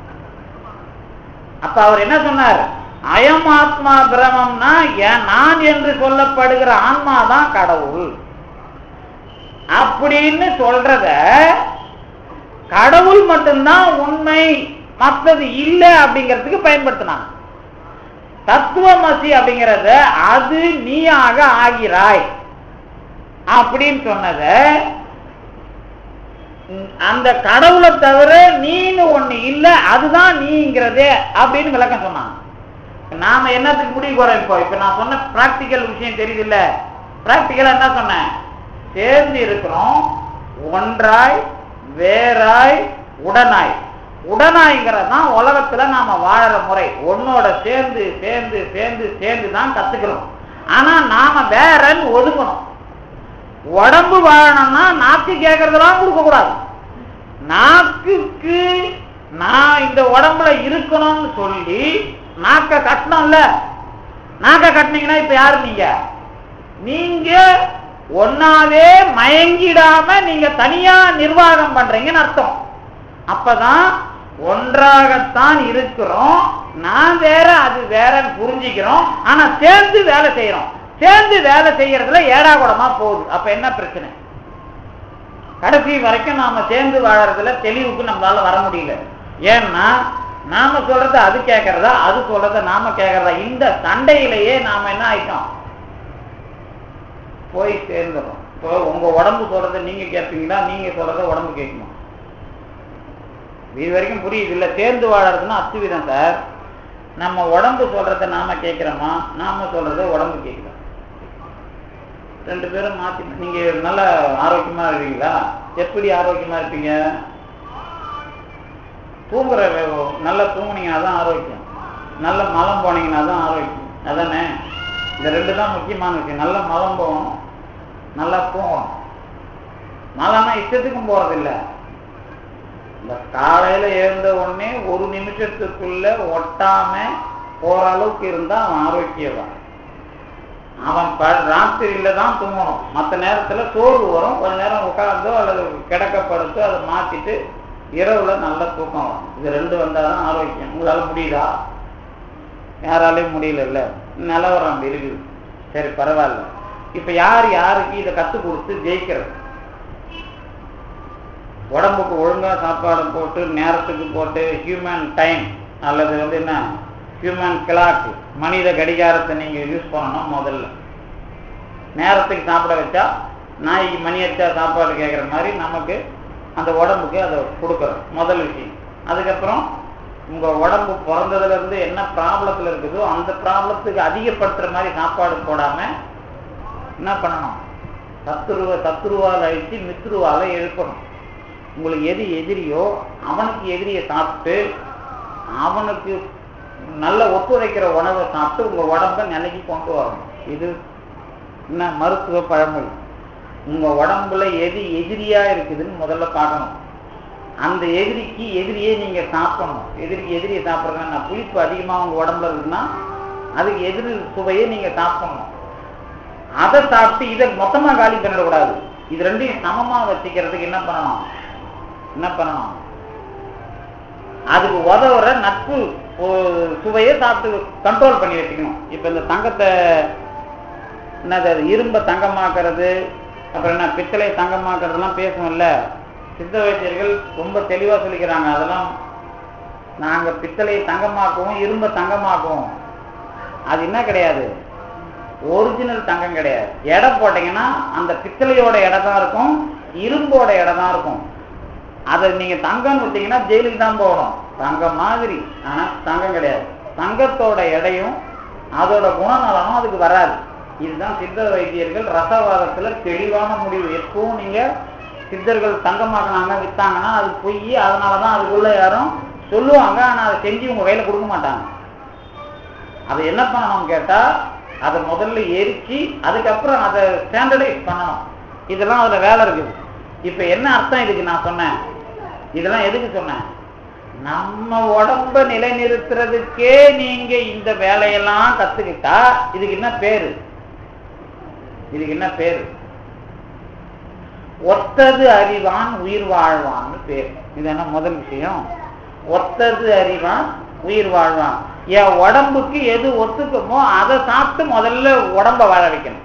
சரி, உடம்பு வாழ்ந்துருமா? உங்களுக்கு எல்லாருக்கும் வீடு மனைவி பக்லா எல்லாத்தையும் கையில கொடுத்துட்டா நீங்க எல்லாரும் சாமி கோயிலுக்கு வருவீங்களா? நல்ல சுந்தரருக்கு கொடுத்த மாதிரி நல்ல பொண்டாட்டியை கையில கொடுத்தா சாமி கோயிலுக்கு நீங்க வருவீங்களா? சுந்தரருக்கு 2 அழகான பொண்டாட்டியை கொடுக்குறாரு. அவன் கோயிலுக்கெல்லாம் வர வேண்டிய வேலை இல்லை, ஆனா அவர் அதை தாண்டி கோயிலுக்கு வராரு. ஏன் அழகான பொண்டாட்டியை கொடுத்தாருன்னா கோயிலுக்கு அவன் வரக்கூடாதுங்கிறதுக்காக. அந்த மாதிரி உங்களுக்கு எல்லா சுகத்தையும் கையில கொடுத்தா நீங்க வருவீங்களா அப்படின்னு கேட்டா என்ன சொல்லுவீங்க? ஒன்றும் புரியல சார், நாங்கள் அதை கேட்டுதான் சார் உங்களுக்கு நல்ல சொத்து கொஞ்சம் அது இது வசதியோட இருந்தால் நாங்கள் ஏன் சார் இங்கே அலையிறோம் அப்படின்னு சொல்லுவீங்க. அந்த மாதிரி உங்க உடம்ப நல்லா வச்சுட்டா என்ன பண்ணுவீங்க? சரி, இன்னும் அதுல ப்ராப்ளம் இருக்குது, உங்க உடம்ப தான் நல்லா தான் வச்சிருக்கீங்களா, என்ன இப்போ வச்சுட்டு இருந்தா எப்படி கொடுத்தா உங்களுக்கு நல்லா இருக்கும் உடம்ப சொல்லுங்க பாப்போம். எப்படி கொடுத்தா உடம்பு நல்லா இருக்கும்? அந்த கல் மாதிரி கொடுக்கலாமா, இல்லை ரப்பர் மாதிரி கொடுக்கலாமா, இல்லை ரோபோ மாதிரி கொடுக்கலாமா? எப்படி கொடுத்தா நல்லா இருக்கும்? ஏன் சார், ஏற்கனவே கடவுள் உங்களுக்கு நல்லா தானே சார் வாயை கொடுத்துக்கிறான், வயிறை கொடுத்துக்கிறான், எதை எங்கே வைக்கணுமோ அதை தான் அங்கே வச்சுருக்கிறான். அது எதுக்கு இல்லாமல் ஓட்டையை வச்சிருக்கிறான், பாட்டையை வச்சிருக்கிறான், அதெல்லாம் ஒழுங்காக தான் வச்சிருக்கிறான். இந்த மெக்கானிக்ஸும் யாராலையும் முடியாது. என்னதான் டார்வின் தியரி வந்தாலும் அது சும்மா அம்பக்கு. நாம என்னதான் நம்ம நினைச்சாலும் இந்த மாதிரி உடம்ப வாங்க முடியாது. டார்வின் தியரி நினைக்கிறதுக்கு ஏற்ற மாதிரி மாறி மாறி பல மில்லியன் ஆண்டு கழிச்சு நம்ம மனுஷனா வந்திருக்கோம்னு சொல்லுவோம். ஆனால் நீங்க இப்படிலாம் வேணும்னு நினைச்சுதான் பார்க்க முடியாது. இவ்வளோ சந்து, இவ்வளோ பொந்து, இவ்வளோ அழகு, இவ்வளோ கண்ணு, இவ்வளோ மூக்கு, இவ்வளோ பாதுகாப்பு உணர்வு நீங்க நினைக்கிறதுக்கெல்லாம் வாய்ப்பு கிடையாது. அதை நினைக்கிறது அப்படி இதை நினைச்சு காப்பாத்துறதுன்னு அப்படின்னு சொன்னா என்ன அர்த்தம்? இந்த ஒத்தது அறிவான்ல நாம ஓரளவுக்கு போயிட்டு இருக்கிறோம். எல்லாத்தையும் மாத்தணும்னா இதுக்குள்ள இன்னொன்று ஒத்தது இருக்குது, அதை பிடிச்சாதான் எல்லாம் ஒழுங்காகும். அதுக்கு பேர் தான் கடவுள்னு வச்சு அந்த அனுபவிக்கிறது தான். அதுக்குள்ள போனாதான் இந்த கலப்பு சுத்தமா இருக்கும். எந்த கலப்பு? நானும் என் உடம்பும் என்ன கலக்குது? இப்ப என் உடம்புல நான் கலக்கிறேன், எப்படி கலக்கிறேன் சொல்லுங்க பார்ப்போம். இப்ப உங்க உடம்புல நீங்க கலந்துருக்கிறீங்களா, கரைஞ்சிட்டீங்களா, எப்படி இருக்கிறீங்க? உங்க உடம்புல நம்மலாம் கலந்துதான் இருக்கிறோம். எப்படி இருக்கிறோம்? எப்படி சார் நாம கலந்துருக்கிறோம்? இது ஏதாவது தெரியுதா? நீங்க வாழறீங்க இல்ல, இப்ப உடம்புல எப்படி வாழ்ந்துட்டு இருக்கீங்க அது தெரியுமா உங்களுக்கு? எப்படி வாழ்ந்துட்டு இருக்கீங்க? இந்த சோத்தை போட்டு வளர்க்குறோம். நாம போடல, பிறந்ததுல இருந்து நமக்கு பசி எடுக்குதுன்னு சொல்லுது, அதனாலதான் நம்ம போடுறோம். நாம பசி எடுக்கலாம் சாப்பிட மாட்டோம், நாத்தம் வரலன்னா குளிக்க மாட்டோம். நாம பெரிய அறிவாளி. இப்ப பசி எடுக்கிறதுனால சாப்பிட்டோம். சரி, சாப்பிட்டதுனால என்னாச்சு? கொஞ்சம் வளர்ந்தோம். வளர்ந்த பிறகு பாலியலா தொல்லை வந்தது. பாலியல் தொல்லை வருது. இப்ப நீங்க உடம்புல கலந்துருக்கீங்கன்னா இல்லையா? உடம்புல போடுற சாப்பாடு உடம்புல கலந்தது. இந்த உடம்பு வேலையில நான் இருக்கிறேன்னு தெரியுது. இதனாலதான் ஆன்மா ஒண்ணு இல்லைன்னு நான் முதல்ல அதுக்குள்ள இதுவே அதை சாட்டிஸ்பேக்ஷன் பண்ணல, அதுல ஒரு பிரச்சனை வந்த பிறகு இது அதை காப்பாற்ற முடியும், இதை தாண்டி அது நிக்க முடியும் அப்படின்னு கத்துக்கணும்ல. அப்ப நீங்க உடம்புல கலந்து வாழ்ந்தீங்கன்னா என்ன அர்த்தம்? முடியுதா கடைசி வரைக்கும்? சாப்பிட்டு உங்களால அதுக்குள்ள போகாம இருக்கணும்னா என்ன பண்ணணும்? என்ன பண்ணணும்? இது கூட ஒண்ணுமே கத்துக்கலையா? என்ன பண்ணணும்? தகராலை ரகசியத்துல ஒரு பாட்டு பற்றி ஞாபகம் இருக்கா? மனம் பத்தி. மனத்தை அடக்காம நீங்க, அதுதான் எழுதுவாங்க, நீங்க மனத்தை அடக்காம விந்து அடக்குனா நோய். இன்னும் அது உற்பத்தி ஆன பிறகு அடக்கனா அது ஒரு நோய். அப்ப உற்பத்தி ஆகாம சமநிலையை கொண்டு வரணும், அப்புறம் ஆனாலும் மனநிலையை கொண்டு வரணும். இதுல எது வச்சு வருது? ஆன்மா வச்சு வருது, சரிதானே? அப்ப இதை தாண்டி இதுக்குள்ள ஆன்மா ஒண்ணு கண்ட்ரோல் பண்ணிக்கணும். அது சாப்பிடறத ஒழுங்கா சாப்பிட இது வரைக்கும் தெரியுது, ஆனா ஒழுங்கா சாப்பிட்டு உடம்ப வச்சிருந்தாலும் இது எதுக்கு வச்சிருக்கிறோம், இது எது வரைக்கும் மெயின்டைன் பண்ண முடியும் அப்படின்னு ஒரு பிரச்சனை வரும். அப்ப ரெண்டு பேருமே லாயக்கு இல்லாதவங்க அப்படின்றப்பதான் மூணாவது ஒரு ஆள் கண்டிப்பா, இவன் ரெண்டு பேருமே, இவன் அவனோட சண்டை போடுறான், இவன் இவனோட சண்டை போடுறான், இவன் ரெண்டு பேருமே இதுக்கு தலைவன் ஆக முடியாது. அப்ப அத்துவிதங்கிறதுல பிரச்சனை வருது.